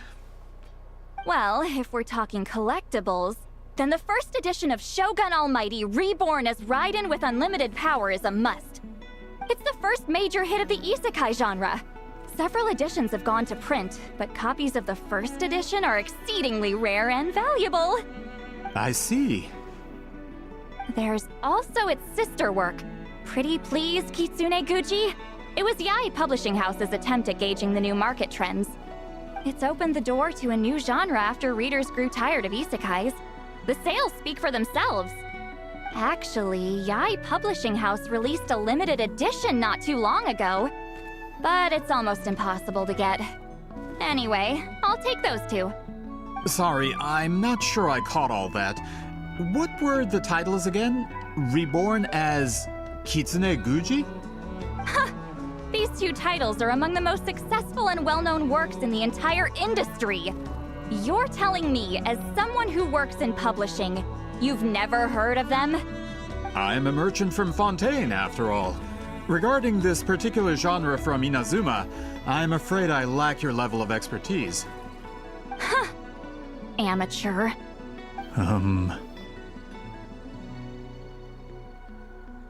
Of course! Sounds like a perfect arrangement. Now, there's no time to waste. We should head to the site of the battle right away. Once we get there, it'll take a bit more work to determine the actual location. Right now, all we have is a general idea. Well, I'm sure Miss Sitlali can help us with that. Have you even looked at the time? It's already evening, and I have important plans tonight. You expect me to work through the night? Well, what do you think, Traveler? Okay, we'll find a place to rest for the night. When should we meet tomorrow? He's persistent, huh? How about noon? Do we have to wait that long? Great shamans have important matters to attend to in the morning. That's only because I have important tasks to complete at night. All right, as Miss Sitlali instructed. Let's meet back up tomorrow at noon. We'll be waiting at the exit of the tribal settlement.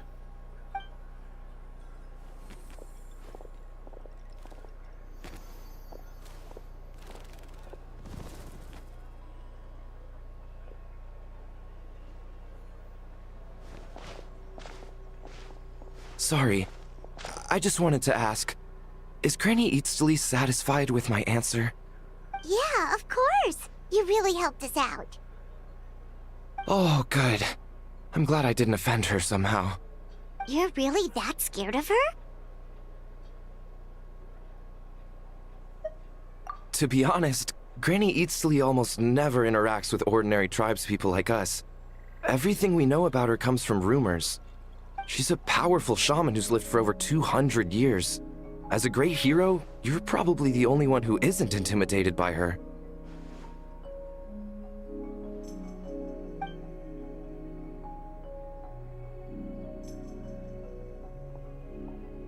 Well, thanks for today, Sitlali. That's quite considerate of you. All right, let's grab a few drinks. Just like last time. Wait, didn't you say you had important plans tonight? What did you think I meant? Does that mean you've gone drinking every night for the past 200 years? Now Paimon's worried about your health. No, I've had enough socializing for one day.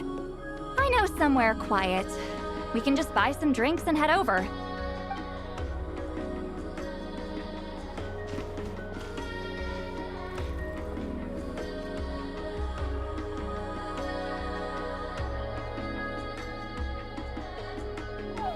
Which will also give us a chance to solve the mind reading issue. Considering the necessary spell work, I'd rather do it in private.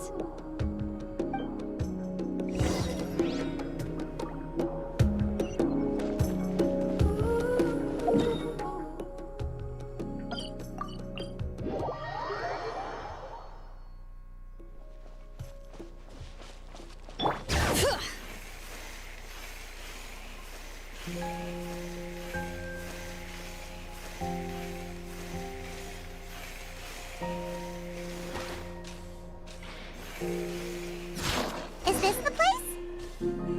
No, further up. Further up?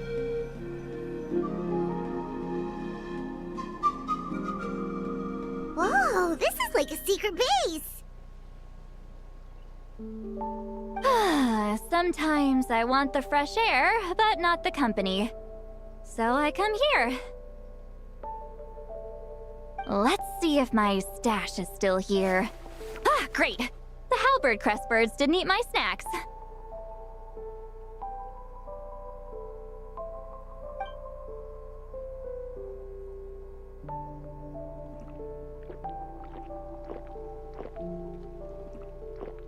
Now for the mind reading issue. Give me your hand.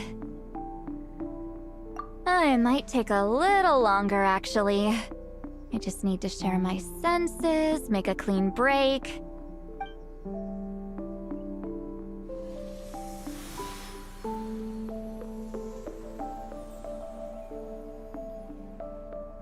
And that should do it, right?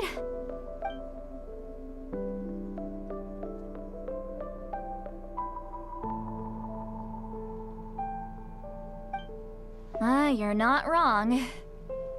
Hold on. Why do I still hear you in my head? Oh, did I not separate our senses completely? Maybe using my palm isn't enough? Close your eyes.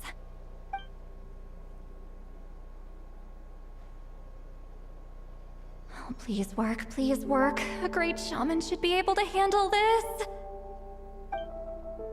Okay, what about now? Huh? And now? Huh. Whenever I try to remove the effect, it just flips direction and gets worse.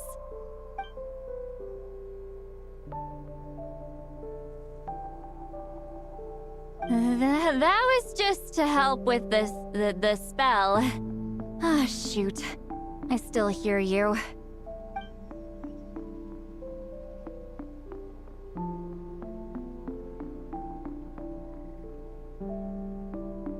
For a human soul, to lose the boundaries of the mind is to drown in the sea of consciousness without a concept of self. Wait, that sounds bad.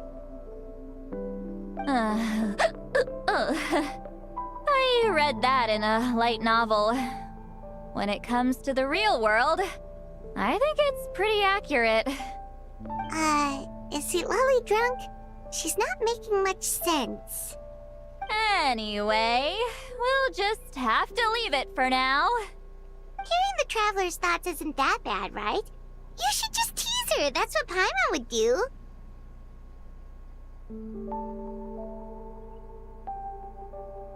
It's just... I'm not good at this. I'm not used to being close to people.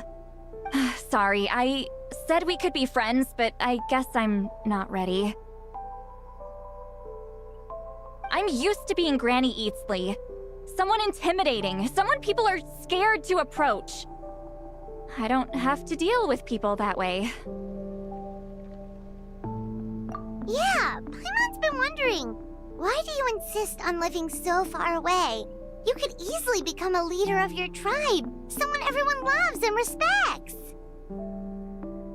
When you live as long as me, a person is like a flower. The color draws you in. You water it to see it bloom. It rewards you with its fragrance, but it doesn't last. With the passing of the seasons, everything withers away. You can try to water it, but it will never bloom again. Even if the same plot of soil is covered in flowers the following year, the one you remember won't be there. That's just how it is. Most of the people in my life will be gone one day, just like a flower. Getting close means losing friend after friend for hundreds of years, until the weight of their memories crushes my soul.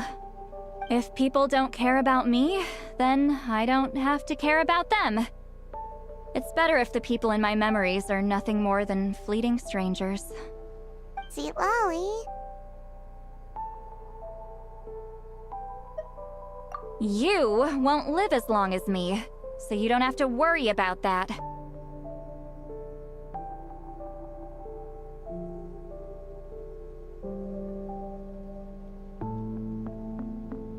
Really? Then you should understand. Nearly everyone you know will be gone one day.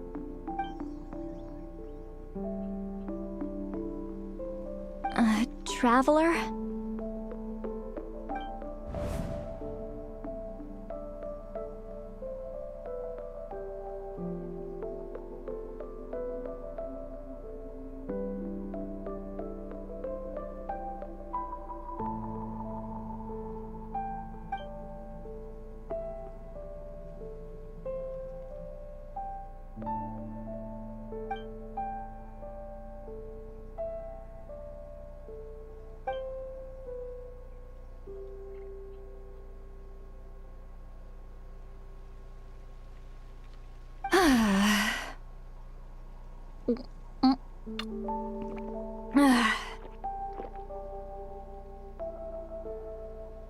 Is Lolly alright?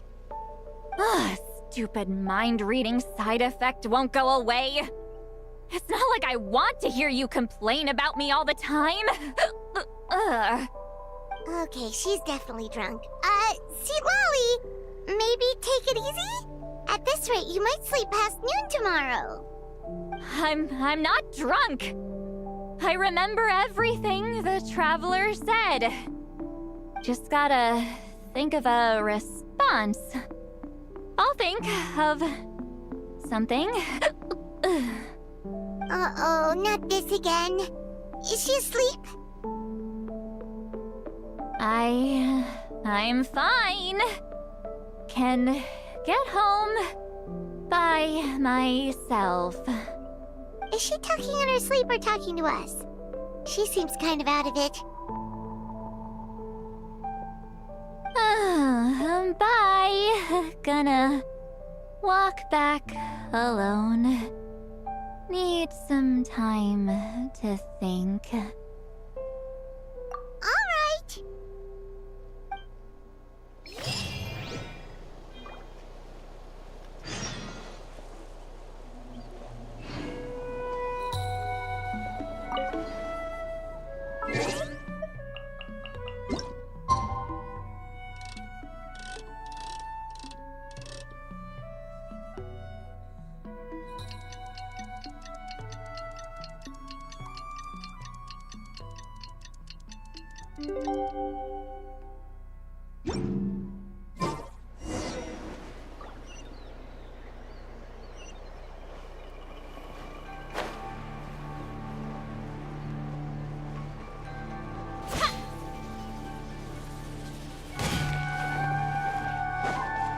All right.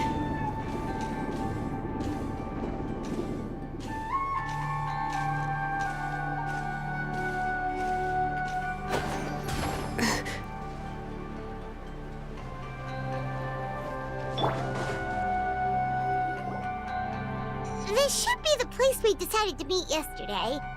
Who knows if Sweet Lolly will show up on time. She drank so much last night, she might not even be up yet.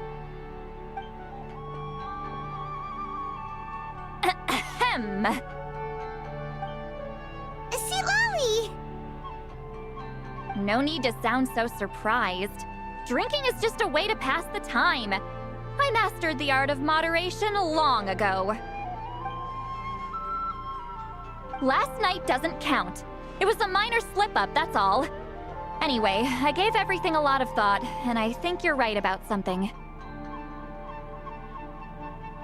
The Battle of Seven Colors holds the key to a lot of the answers I've been searching for. So that's why you're here so early. Traveler, great shaman. Sorry to keep you waiting. Shall we head out?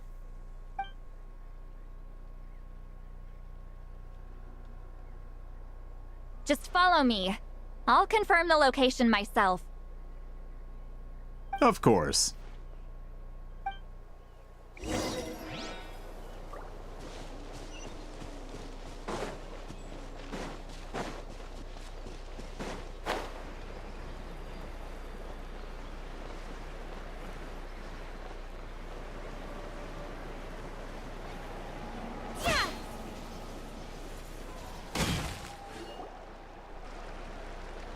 This should be it.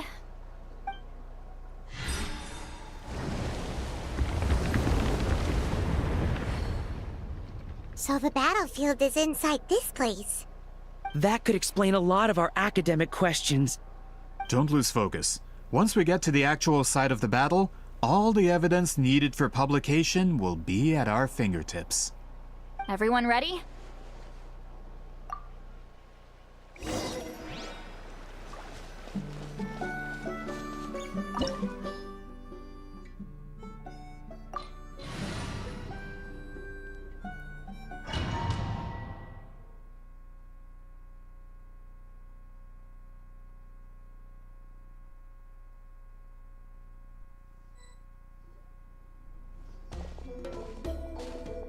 So the Abyss invaded through a cave like this?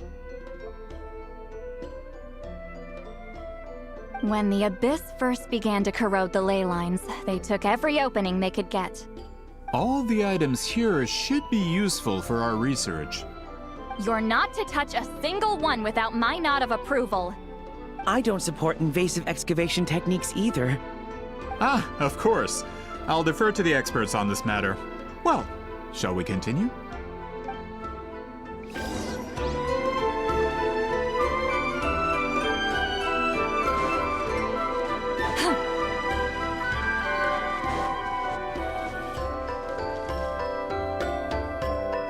There are weapons here from every tribe in Natlan.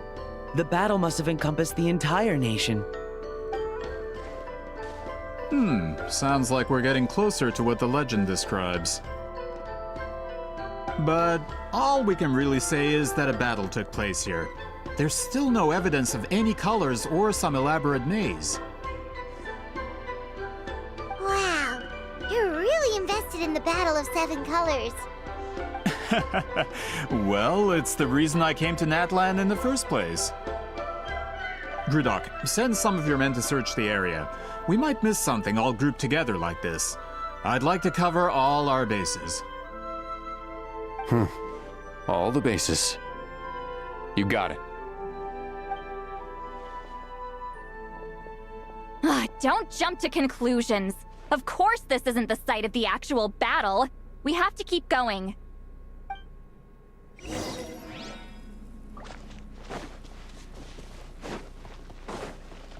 This wall is in our way! I might have an idea.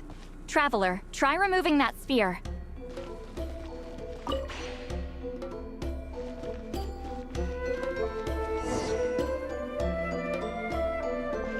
Whoa, we passed straight through! What was that? Some kind of color magic?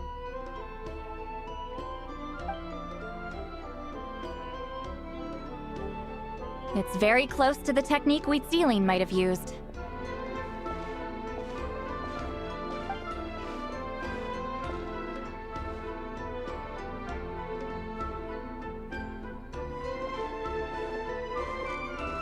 That's it? Doesn't quite compare to the scale described in the legend. Still, what a terrific archaeological find! Enough chit-chat. We should keep going. The deeper we go, the more we'll find.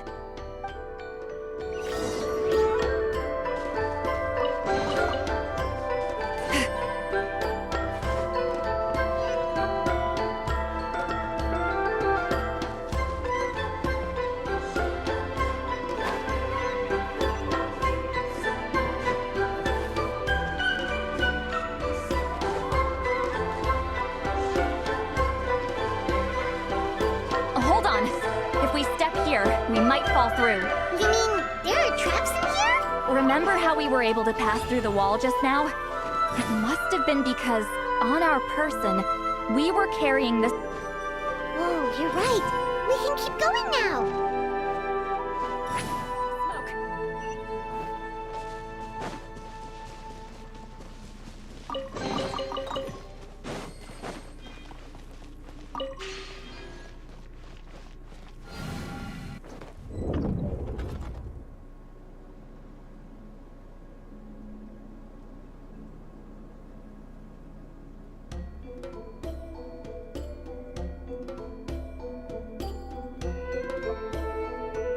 Wait, what was that? What is this place? Look! A maze made of colors. It's real. I can't believe it. Hold on. The quality of this space. This isn't reality. It's a realm of memory. Huh? No. This is a space constructed using memories as a medium. The principle is similar, but the two are not the same.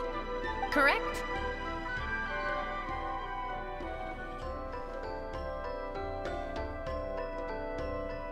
Wheatsealing? What? No. It's just a trace of her consciousness left behind after creating this space. Friends, this is my question to you. What is our strongest weapon against the Abyss? In my opinion, It's memory. After all, is it not after losing the capacity for memory, love, and compassion that our enemies fell to the abyss? That is why, with our memories, we possess a power the abyss cannot hope to match. I have discovered the perfect medium for us to wield that weapon. You know it as color. The more cherished the memory, the more vivid its color. As memories disappear, their color fades first. That is why color is the best vehicle to wield the power of memory. Guided by vibrant colors, your capacity for memory is what will allow you to navigate this maze. Without that capacity, enemies will fail to cross the barrier in front of them and be trapped here for eternity. So, be brave, my friends, and march forward! Any ideas, Sweet Lolly?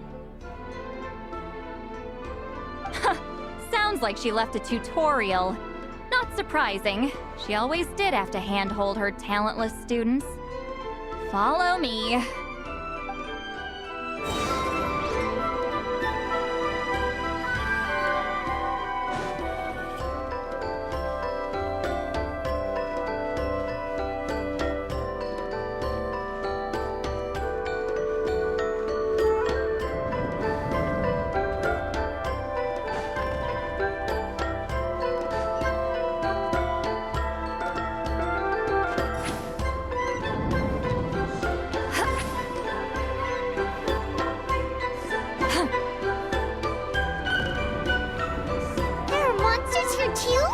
Abyss creatures. Likely trapped here for some time. Looks like a few monsters made it out of the battle all those years ago.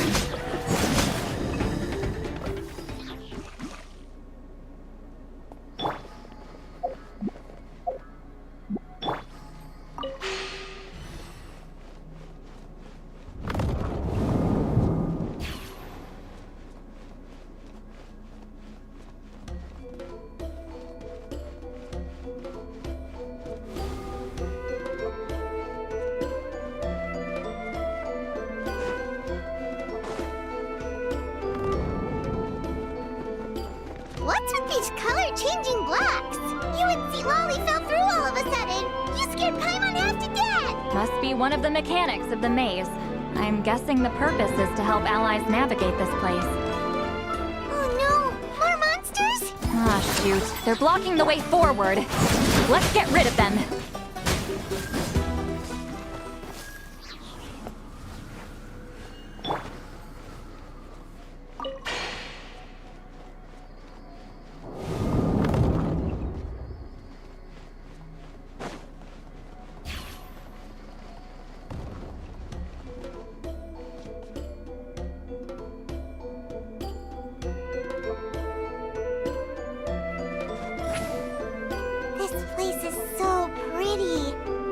Those monsters, Paimon would have never guessed this was a battlefield.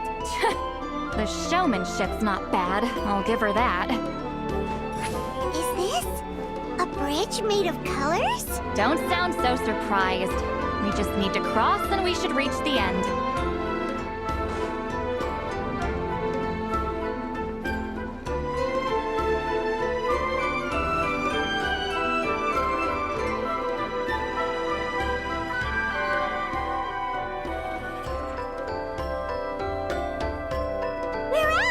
Looks like we made it through the maze.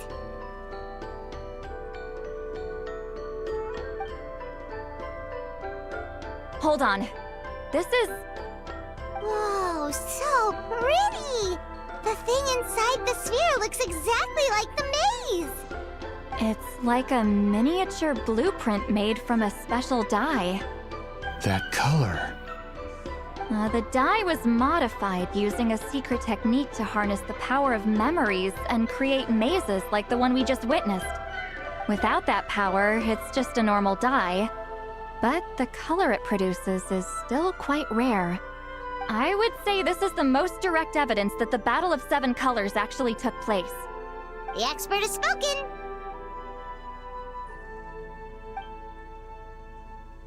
Perhaps I could take a closer look? It's an important piece of physical evidence, after all. No, you may not.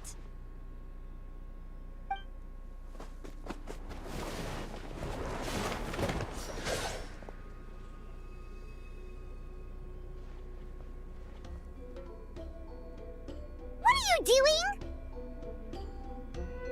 Ah, you noticed my signal. Not bad, Traveler. We make a good team. Huh. So, you've been watching me. A self-proclaimed book merchant who's never heard of Shogun Almighty reborn as Raiden with unlimited power? Please, that work was a commercial success across Teyvat. I knew you were fishy, but I didn't expect you to pull something like this. Monsieur Montluçon, we just need a few pictures for our research, not the artifact itself. What if it gets damaged or destroyed? Shut it! I couldn't care less about preserving this piece of trash. I would destroy it right now if I could. But then there would be no evidence to prove the battle took place. What if that was my goal all along? What? Huh. Pretending to be a book merchant, pretending to promote the history of Natlan and its heroes, was the only way to get information out of the people in this tribe! But, make no mistake, I'm no lowly merchant. I am the future owner of the largest printing company in all of Teyvat! But the dye in that sphere ruined all my plans before they could even get off the ground. We've received a report that your advertisement in the paper makes false claims. Fontaine Law demands it be taken down immediately. False claims? The dye I advertised is an unprecedented innovation. It produces colors of unmatched radiance. Unfortunately, its qualities are neither unprecedented nor unmatched. According to the lady who made the report, she saw a woven scroll in Natlan made with a similar dye. Even more miraculous, that substance dates back hundreds of years. How? Creating this dye is the culmination of my entire life's work! You're telling me I'm hundreds of years too late? Calm down, sir! Sorry, it's just... I know this product will be a hit. The economic boost to Fontaine will be huge! We just need to advertise it as written.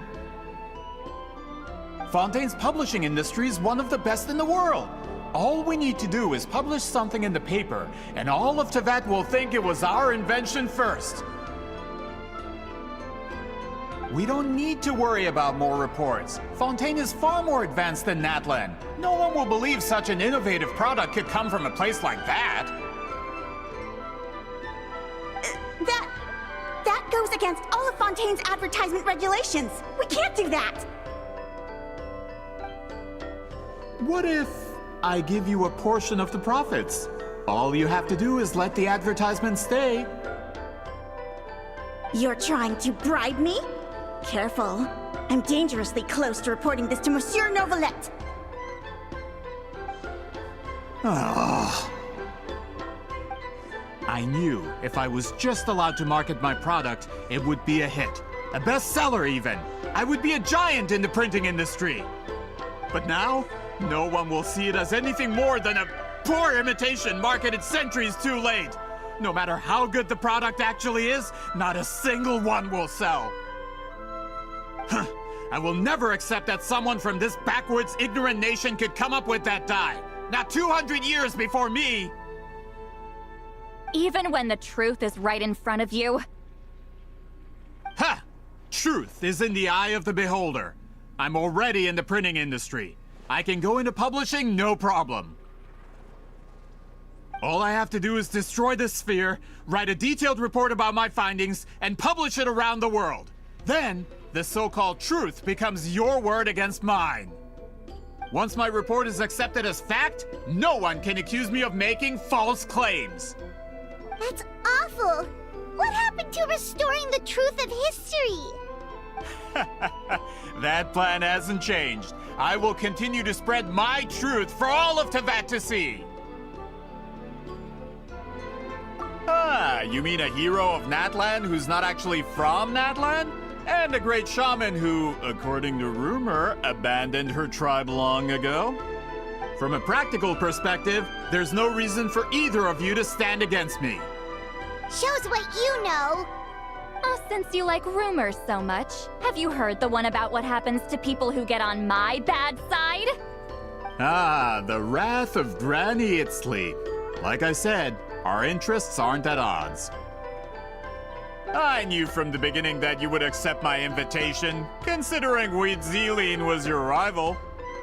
You've lived longer than her, you're far stronger than her, and yet, she has always been more revered than you. Now, that can change. With the backing of the printing industry, I can take any book and send it to all four corners of Tavad.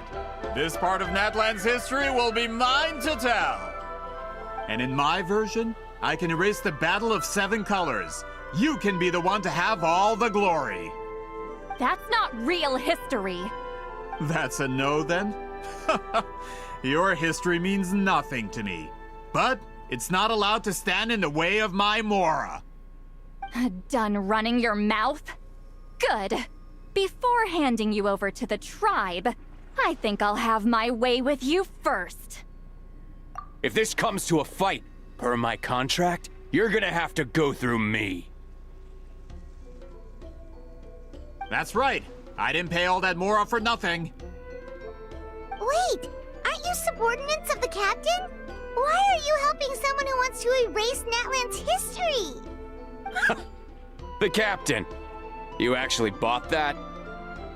United in the pursuit of Mora, we travel the land to collect debts. Our loyalty is to Regrader, his interests, and his wealth. Regrader? The captain means nothing to them. They serve a different harbinger altogether. Regrader! This man has the potential to become a giant in the printing industry and disrupt Fontaine's economic system. This aligns with Regrader's interests. It's all been a lie from the very beginning! I don't care who you serve. When it comes to punishment, I don't discriminate.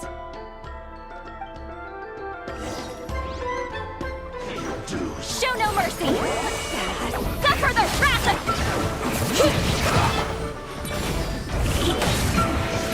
This isn't can't run from death. That's what you get for messing with the hero of Natlan and Granny Itzley. They could give Regrader a run for his Mora. When did this person get so strong? Looks like the men following the captain failed to update us on the latest intelligence. Not good. This is becoming more trouble than it's worth. You're on your own! Hey, what about our contract? Your boss signed it himself! Our boss never signs a contract without loopholes. Even a veteran businessman like yourself fell into his trap. That's what makes him the best! Go home and read the fine print. All I did was trigger the exculpatory clause. You! The other stipulations have been fulfilled. I set up explosives around the cave, strong enough to destroy this place, as instructed. Oh, and for security purposes, all explosives have been rigged to blow at a specific time.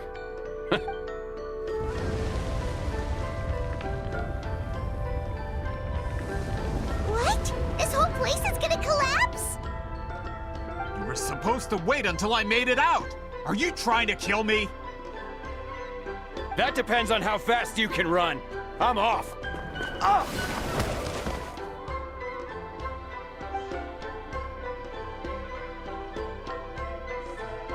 You think you can just waltz out of here? Traveler, stop them, and then we'll make a break for it. If I'm caught, I implicate my boss. Time for the backup plan. Wait, don't!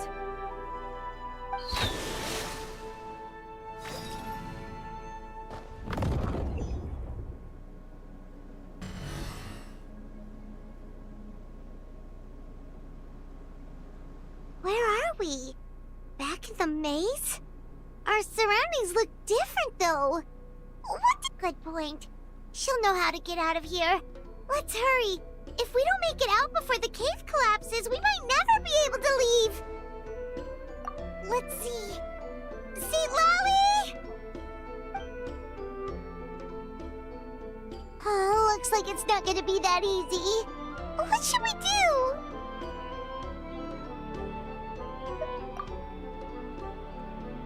The special color? The one you saw in that woven scroll? Why would it appear around here? You're right. Lead the way, traveler.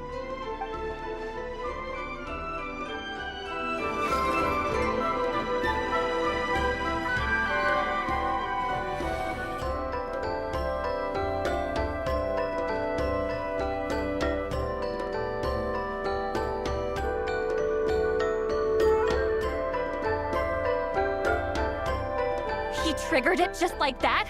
If the technique isn't activated correctly. Instead of a realm of memory, the subjects in question will be trapped in a temporary space like this.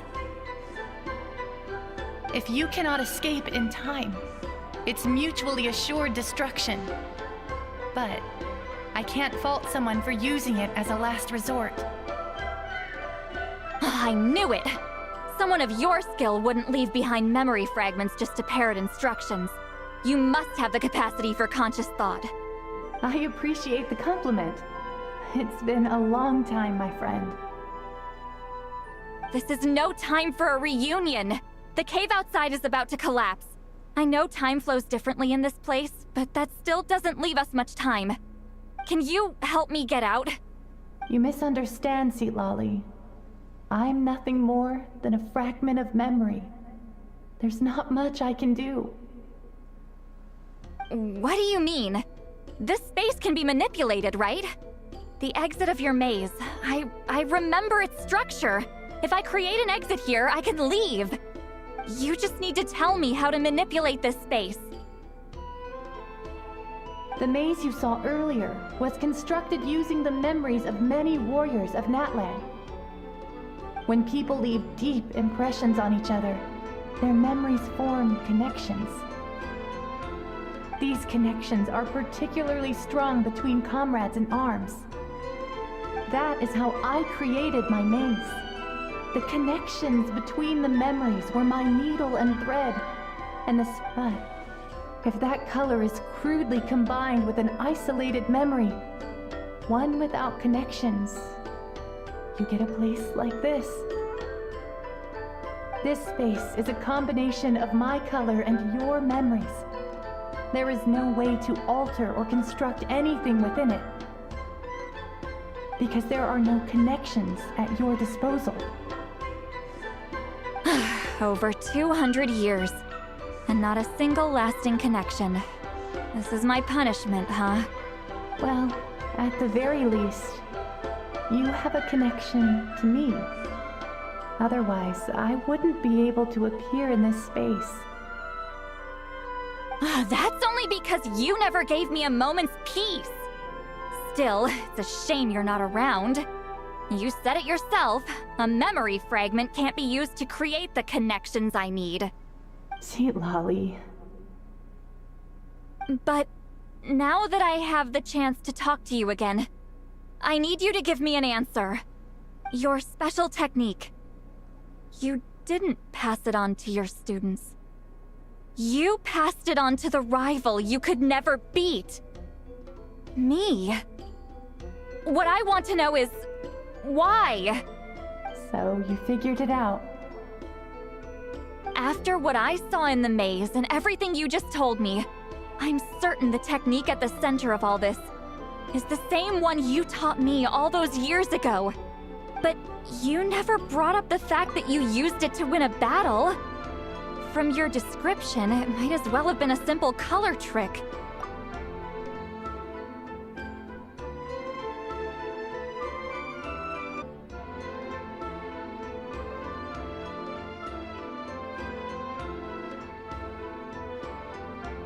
I'm getting the feeling you always meant for me to come here. But if this is a foreshadowed event, I'm not happy with the narrative setup.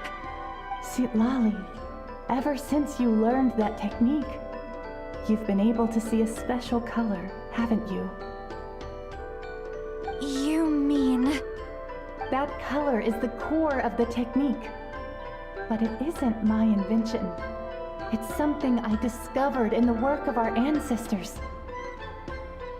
More specifically, you could call it the color of memories. In truth, passing on the technique is a process of using that color to tint another person's memories.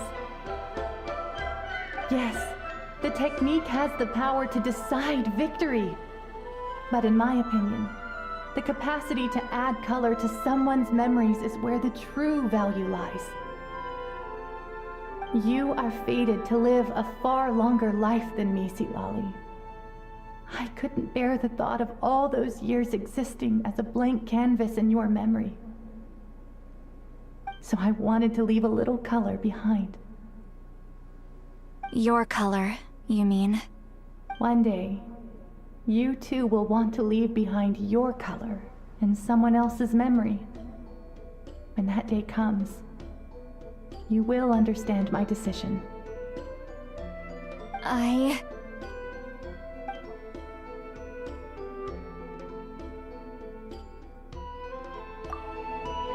have to get out of here.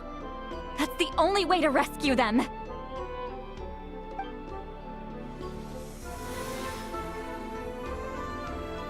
Silali, what are you? I understand the true principle of this technique now. If I can't construct an exit, then I will separate this color from my memories by force. But you could lose a portion of your memories that way. I know, but my memory is just a blank canvas I've neglected for 200 years. My friends are worth the risk. Traveler? When you entered the realm of memory I constructed, I used your memories to learn about your recent experiences. I have a feeling you're the one who will be saved this time. After 200 years, someone has appeared by your side. The kind of person I could have never anticipated. The Night Kingdom harbors Natlan's memories, and the Traveler's connection to that realm is incredibly strong, surpassing even the shamans who worship the Lord of the Night. This means that even without your tutelage, she can see the color of memories. What did you say? Although she doesn't know how to wield it, she unknowingly left behind a trace of color in your memories. That was enough to guide her to this space. You now have a connection at your disposal.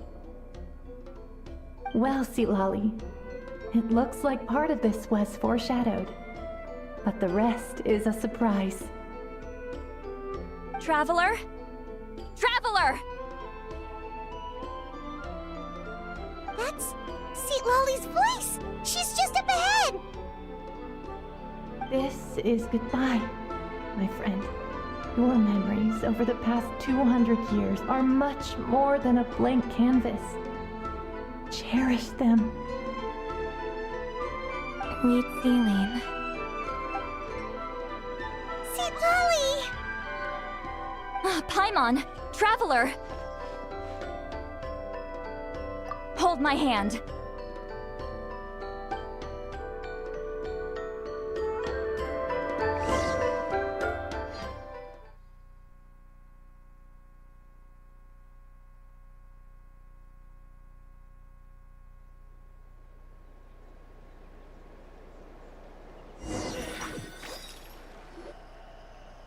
Did we teleport out?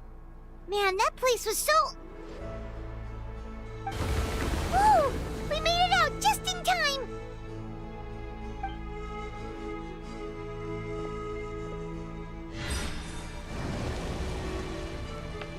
Wonder what happened to the Fatui guy and the others.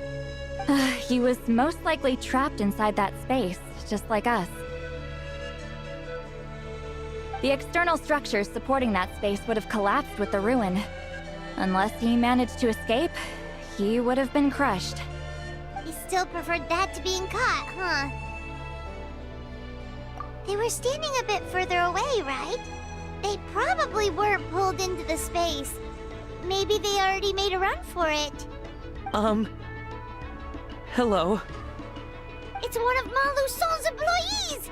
Quick, restrain him! Oh, I can explain. I had no idea Malu-san was such a terrible person.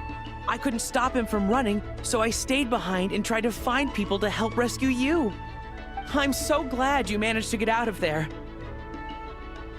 Either way, the guards will take you back to the tribe. You'll be their problem. I understand. Anyway, I'm not here to harp on you. I just need to know one thing. Which way did he run? He went that way, but I'm not sure if you can catch up. That way? Huh. Unless he suddenly grows a pair of wings, I think we're okay. Traveler, Paimon, come with me.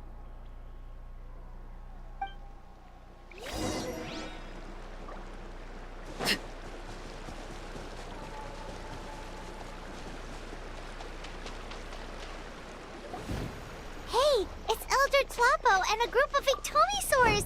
They caught Malu Son!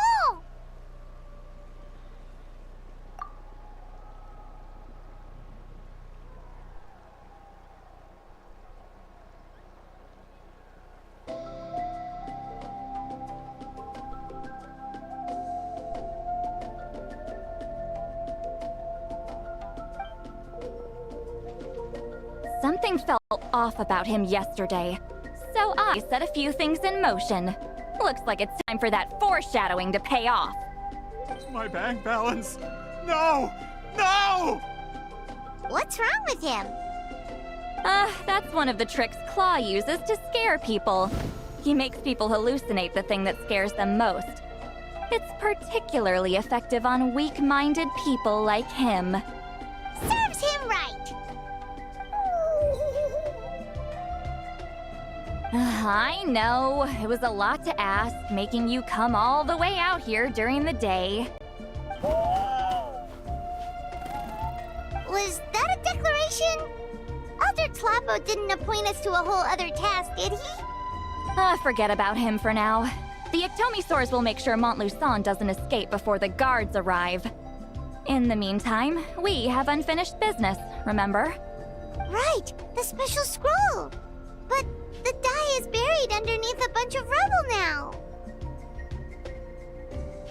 Don't worry, Witzeline's technique hasn't been lost at all. Come with me, I'll explain everything at my house. Oh, and Traveler? Everything you said about memory, I finally figured out my answer. I knew you'd want to tag along. Let's go.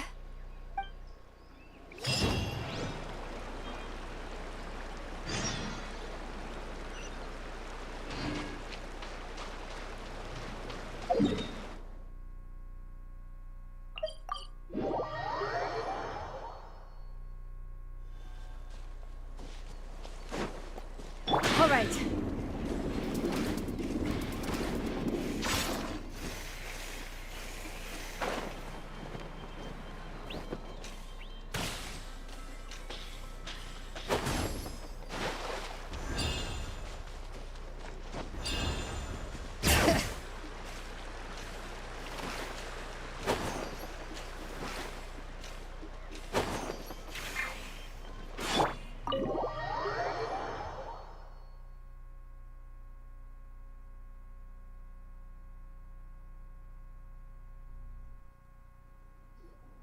Now, when it comes to weaving the scroll itself, you don't actually need to lift a finger. But if we're going to pass on Witzeline's technique, your participation is critical. What are you saying, Sweet Lolly? Follow me.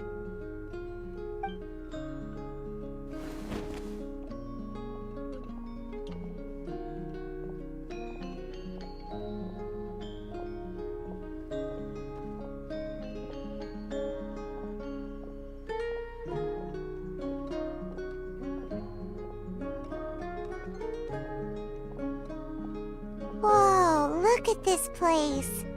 Do you weave scrolls too? Scrolls. Scrolls? I thought you were going to show me your masterpiece. That I am, old friend. The technique I'm about to show you directly relates to woven scrolls. Fine. What is it? Something that can turn the tide of war or prevent a great disaster? You probably want to challenge me, right? I know you don't have the strength for a real fight, so I'll let you beat me with words. Old friend, my life is nearing its end. I'm afraid I don't have time for another match. Hey. Don't worry. I trust in the belief of our tribe that death is not the end, but the beginning of a new existence in the Night Kingdom, where everything is made of memories. So, do you know why our ancestors insisted on using colorful, woven scrolls to record our history? Because history is the memory of a people. We give our scrolls an orange hue, so the dead can still feel the warmth of the setting sun. We decorate them with kernels of grain fruit, so the dead can still enjoy the abundance of our harvests. I know that, but something this important? Why entrust it to me and not one of your students? As your friend, I admit, I'm being a bit selfish. I don't have long, Sipali.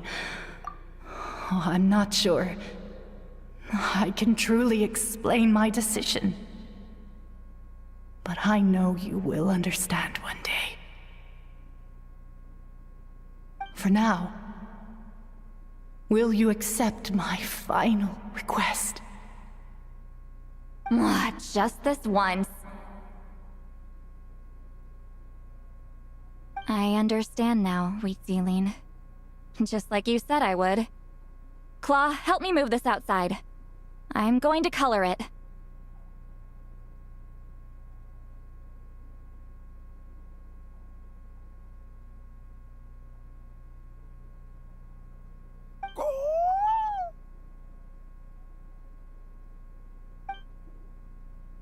Traveler, Paimon, come with me.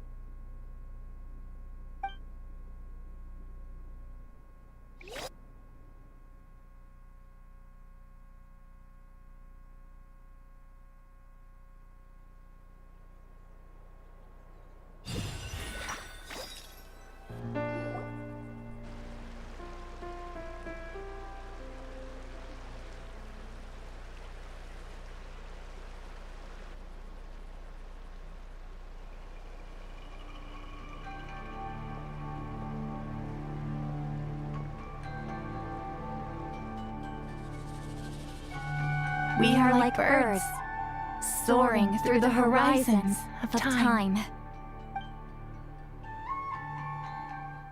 I linger between brushes of memory, seeking the color of my final journey.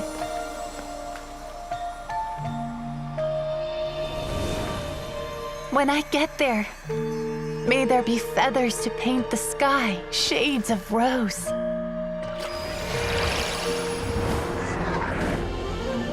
And fields of green to beckon adventurous souls. And azure oceans with which to sail into the unknown. And volcanoes too, where, despite the danger, hidden treasure waits to be found. And graffiti art, of course. Without that color, just imagine the dullness of night. Anything else? In the end, I hope hope everyone remembers my color too.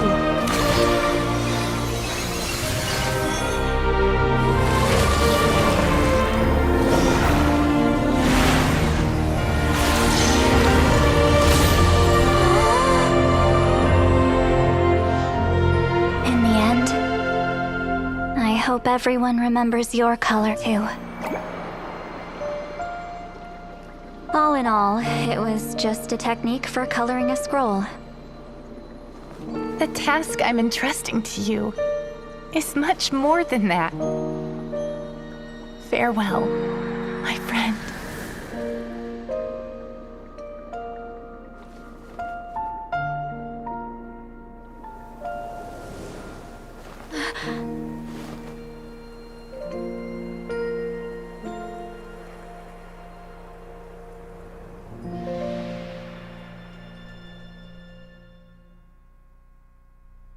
I knew you would understand. This is the special scroll. How did you know how to weave it, Seat Lolly? Hold on! You've lived for more than 200 years. You know how to weave the special scroll. That must mean... you're the one behind the gifts from the spirits! Well, it's not like I wanted to interact with the appointed. So whenever I delivered the scroll, I used illusions to confuse them. The fact that it turned into some kind of divine intervention is because no one was skilled enough to see through my tricks. You've carried the duty alone for all these years? Even if you don't like interacting with people, why not teach someone else how to do it? Traveler, you can see the special color, right? The essence of that color is memory. That means completing the special scroll is a process of searching for color within your memories. Passing the technique on to someone means sharing your memories with them. You need to leave traces of your color in their memory, and they must do the same. Even though I only confirmed that today, I've had suspicions for a long time. And, well, ever since Sweet Celine died, I haven't wanted to form that kind of connection with people. Oh, yeah. It was her final wish, so I kind of resigned myself to taking on the burden forever. After all, I have all the time in the world.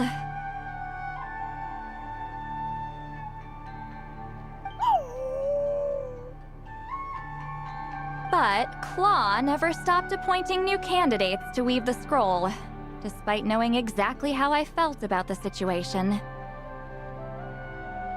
I knew exactly what he was doing. And yeah, if I ever did share my memories with someone, I guess that person would be a friend. But it never got to that point. This time, though, you win, Claw. Take this. I guess it's my response to what you told me the other night. What is it? If I had to choose my color, it would be the color of this handkerchief.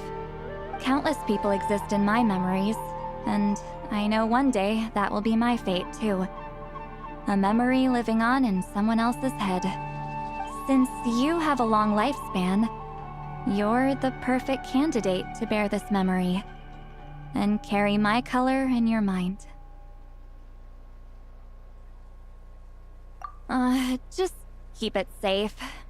And you better not forget my color when I'm gone. Whoa.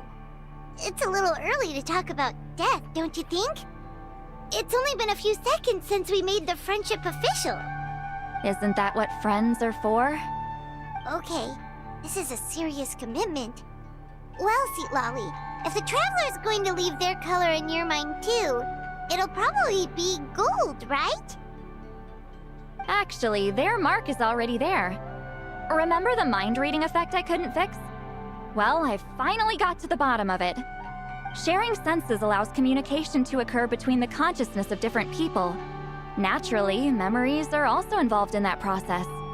although I didn't know it at the time, we both have the ability to see the color of memory, which means that when I shared my senses with you, a connection was created between our memories.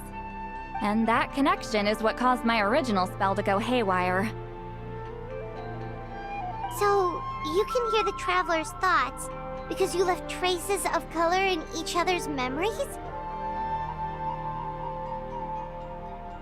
And that's why the traveler could hear your thoughts too, because it works both ways, right? Quick thinking, but only those trained in the mystic arts can maintain that level of connection.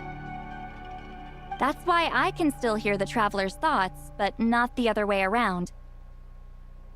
There's no need to worry, though. Now that I've figured out how it works, I'll get rid of it in no time. Oh. I lied.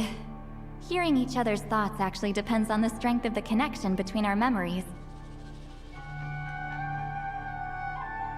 So, after everything we just went through, I bet you can hear me again. I knew it. Since the connection between our memories is already there, the only way to get rid of the effect is for one of us to forget about the other. Just messing with you. I'm a legendary shaman of my tribe. Now that I know the cause, of course I can figure out how to fix it. It'll probably take some time, though, so bear with me for now.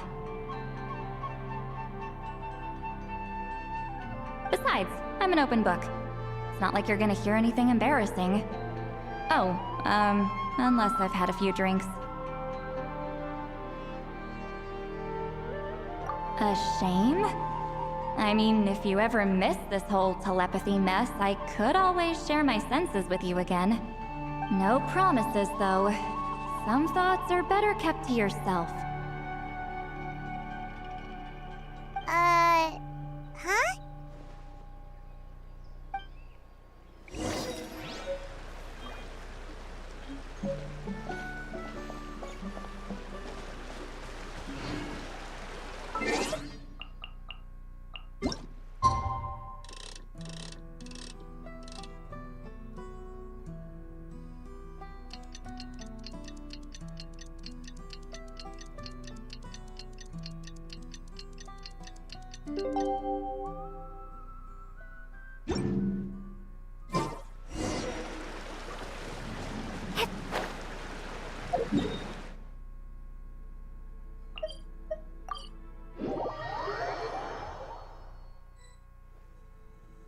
Ah, you did it?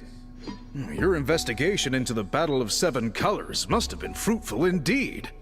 I do hope you share what you learned. Wow! The scroll is finished already! Elder Talapo's wisdom is never wrong. Yeah, we should explain. Take it away, traveler!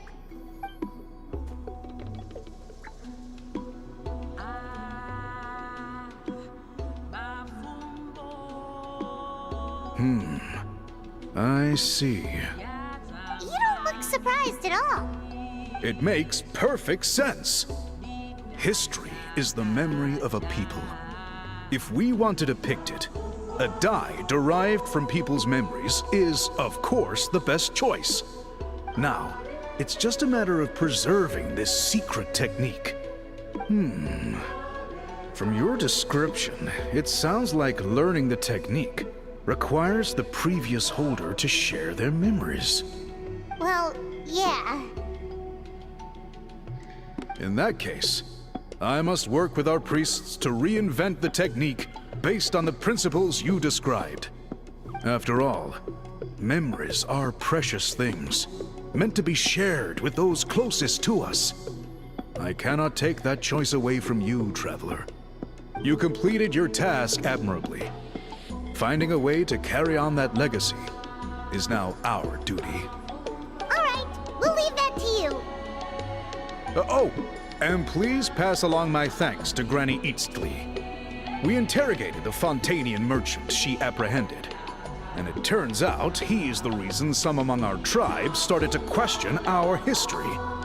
He hired people to spread misinformation about the Battle of Seven Colors. The recent friction within the tribe is entirely his doing.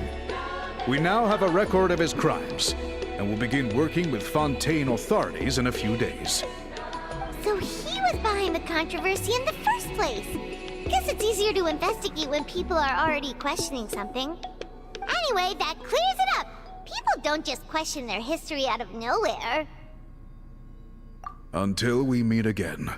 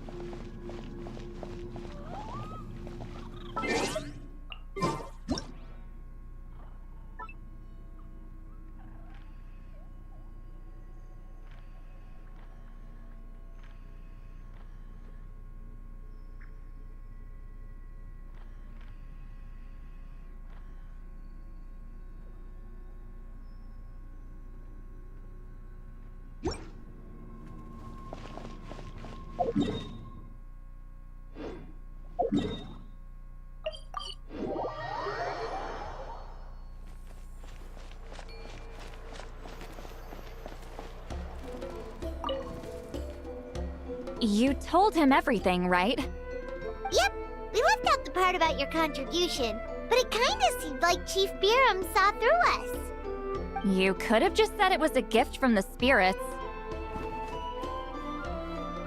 I guess he is different from the previous chiefs. But if he figures out it was me all these years, I'm in for a world of trouble. There you are! I've been looking everywhere for you. Oh, it's the other Fontanian researcher. He wasn't taken away with his boss? Please, call me Allier. After questioning, the tribe absolved me of any serious wrongdoing, so here I am. I'll be heading back to Fontaine soon. No employer means no funding, after all. But I wanted to finish my investigation first.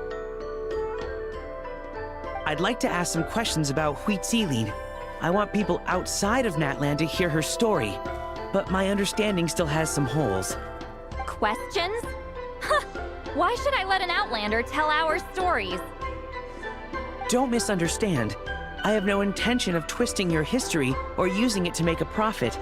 It's just honest curiosity. I assure you. I believe amazing stories deserve to be shared with the world. Culture thrives through dialogue and exchange. All right, you can ask your questions, but be quick. I have important plans after this. Important plans? Oh, thank you very much.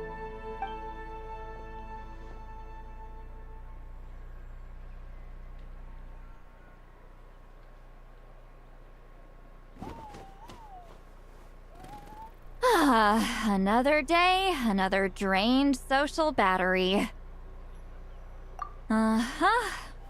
Hold on. You owe me a pair of books. Oh, that! When it comes to light novels, your memory is like a steel trap, huh? You're telling me. Yeah, it's not gonna be easy. You might need to go to Yai Publishing House in person. But I don't need them right away. Just don't forget, okay? Of course! We'll get them sent to you as soon as we can! Sent to me? Nuh-uh. I don't want a stranger knocking on my door when I'm hungover. Here, just take this.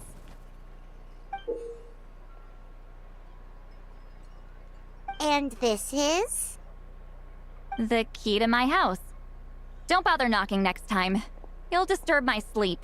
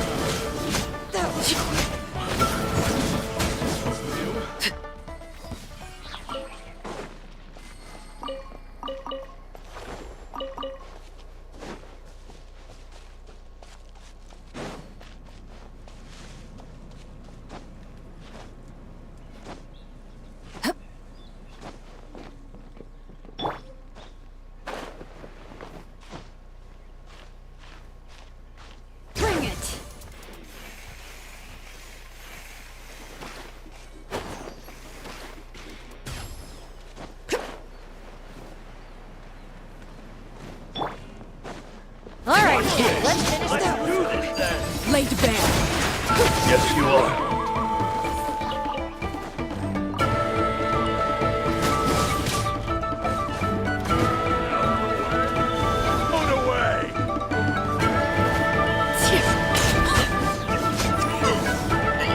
Forget it.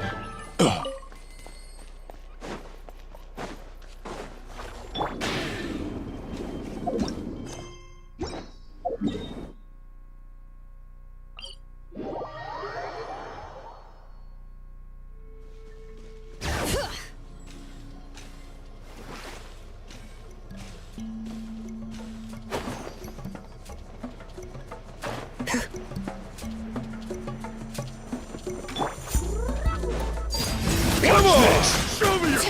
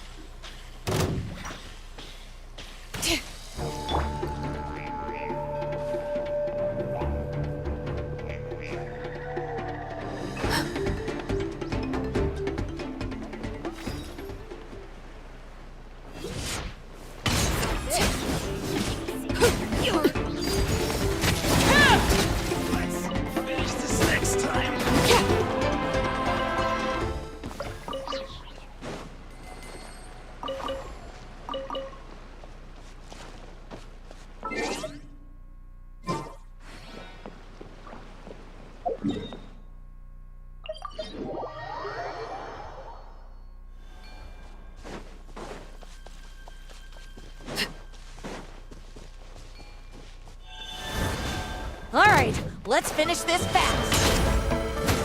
That was quick. Everlasting as the moon. Let's finish this next This was time. new.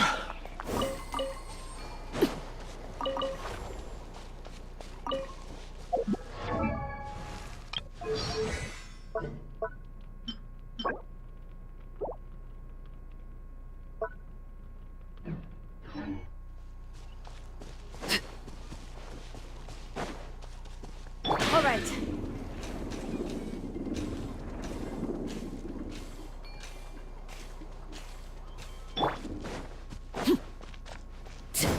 Let's hope. Let's finish this next time. Overruled. Let's finish this next time.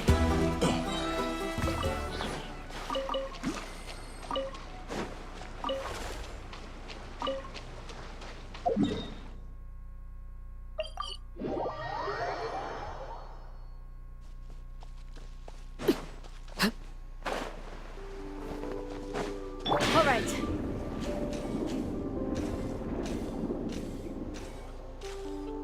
Let's hope you'll put up a good fight.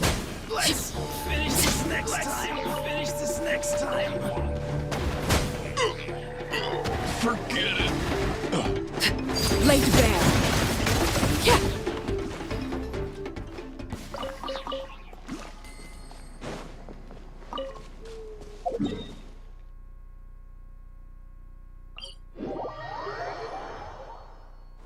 All right.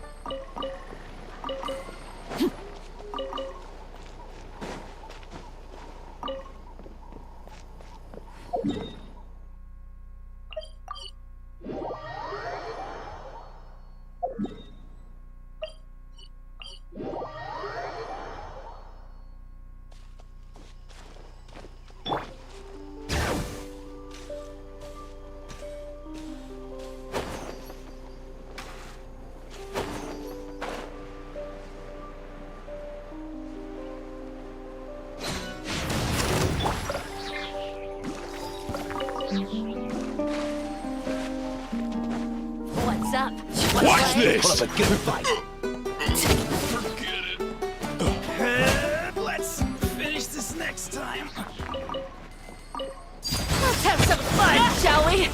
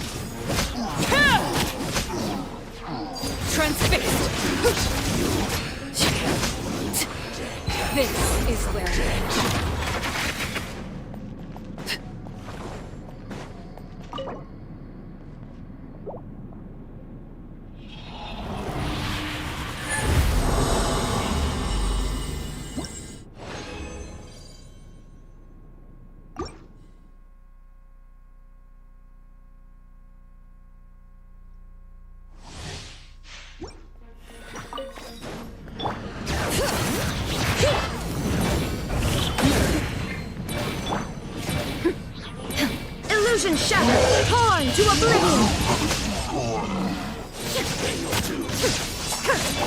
Laid bare! Can't run from death.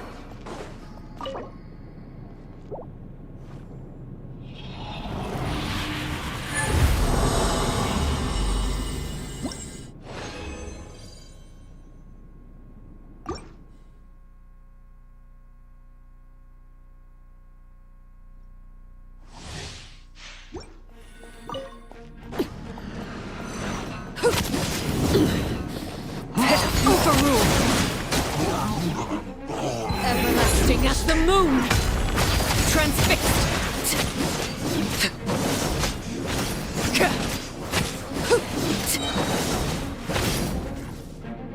Leaving so soon.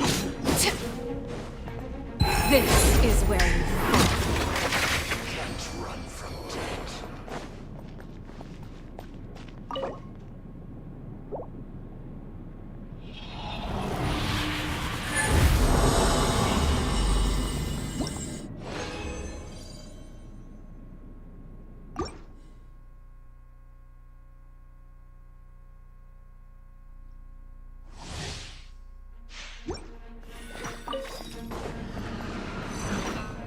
Shine down!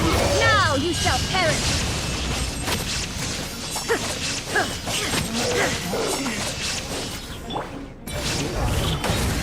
Bring it! Overruled! Can't run from death.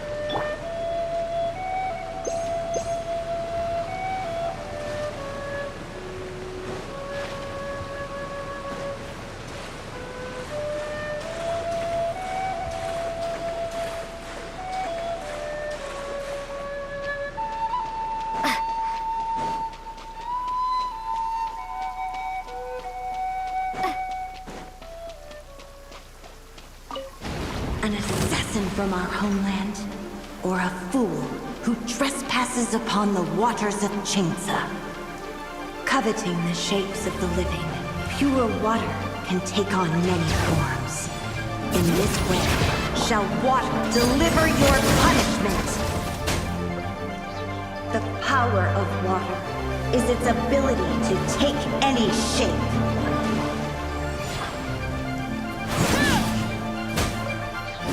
Without solid ground, terrestrial creatures become simply helpless.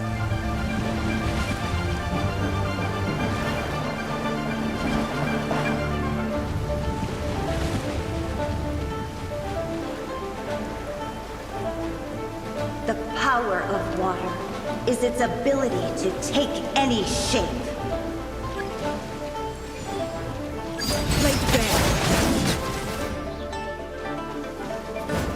Witness my rise.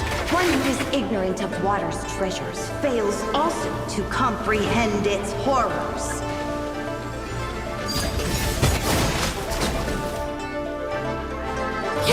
Let's see what happens when you lose your foothold.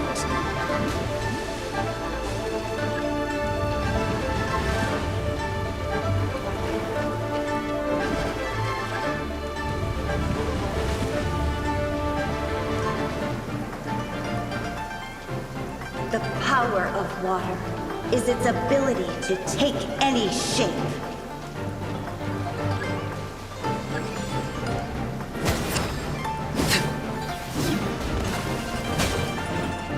Overruled. As long as rain falls and rivers flow, water will exist forever.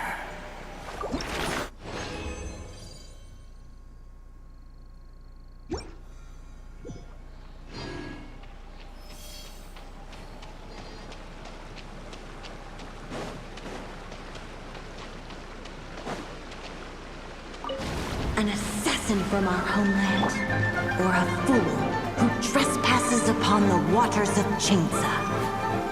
Coveting the shapes of the living, pure water can take on many forms.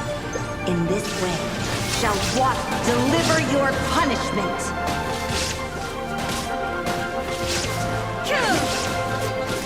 The power of water is its ability to take any shape. The echoes of the valley! Torn to oblivion! Without solid ground, terrestrial creatures become simply helpless.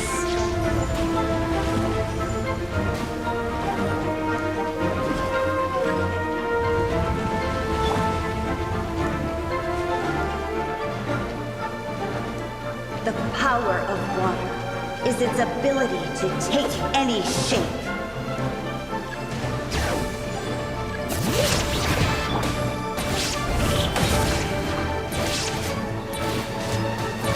One who is ignorant of water's treasures fails also to comprehend its horrors.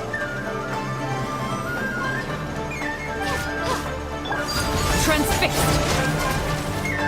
This is where... Let's see what happens when you lose your foothold.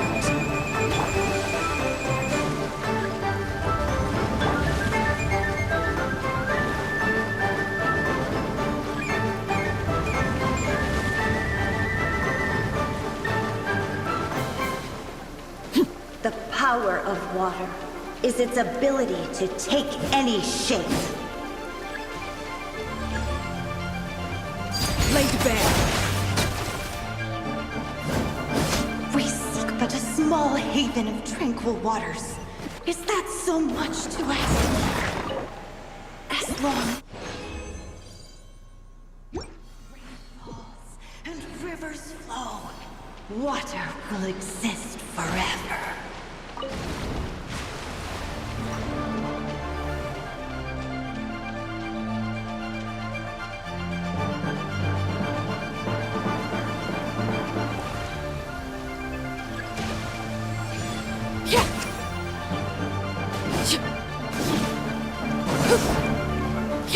The power of water is its ability to take any shape.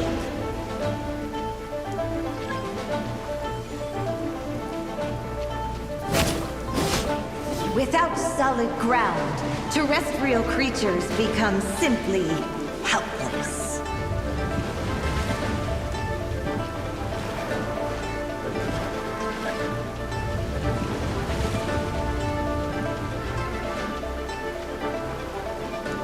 The power of water is its ability to take any shape.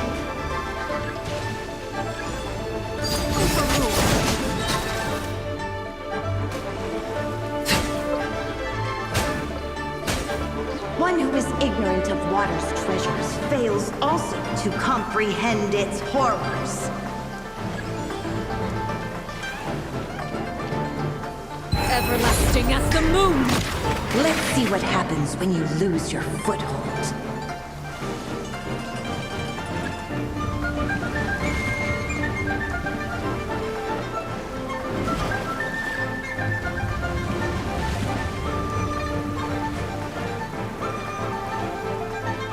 The power of water is its ability to take any shape. Transfixed! As long as rain falls and rivers flow, water will exist forever.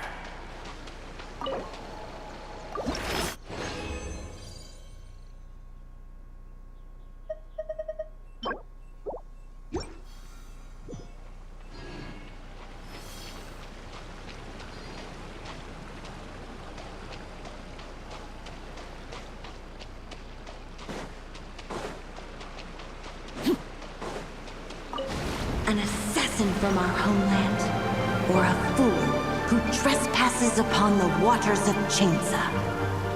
Coveting the shapes of the living, pure water can take on many forms. In this way, shall water deliver your... The power of water is its ability to take any shape.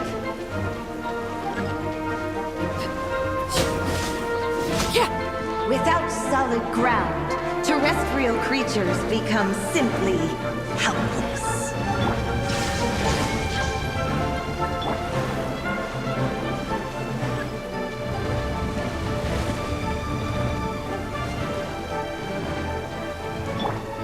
The power of water is its ability to take any shape.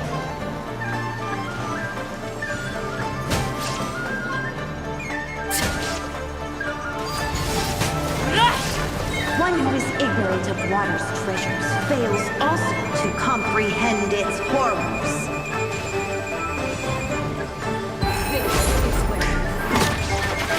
Overruled!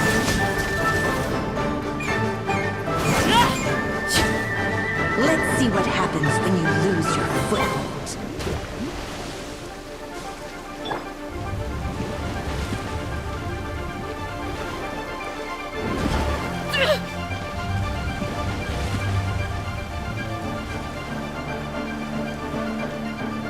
The power of water is its ability to take any shape.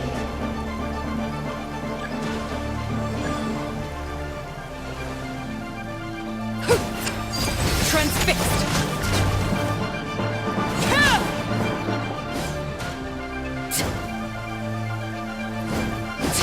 We seek but a small haven of tranquil waters. Is that so much to ask for? As long as...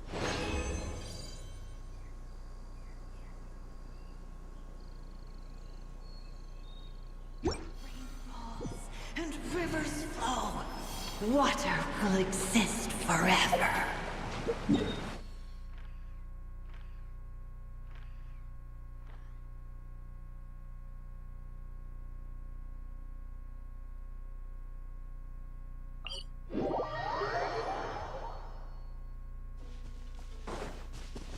Bring it!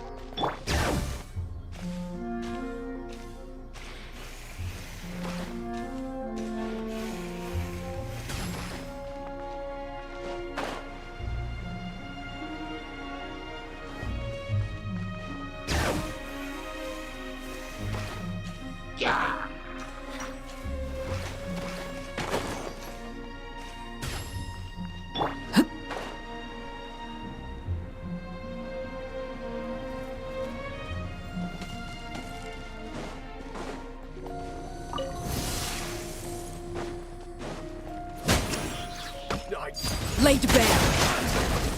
The hunter. Another test become.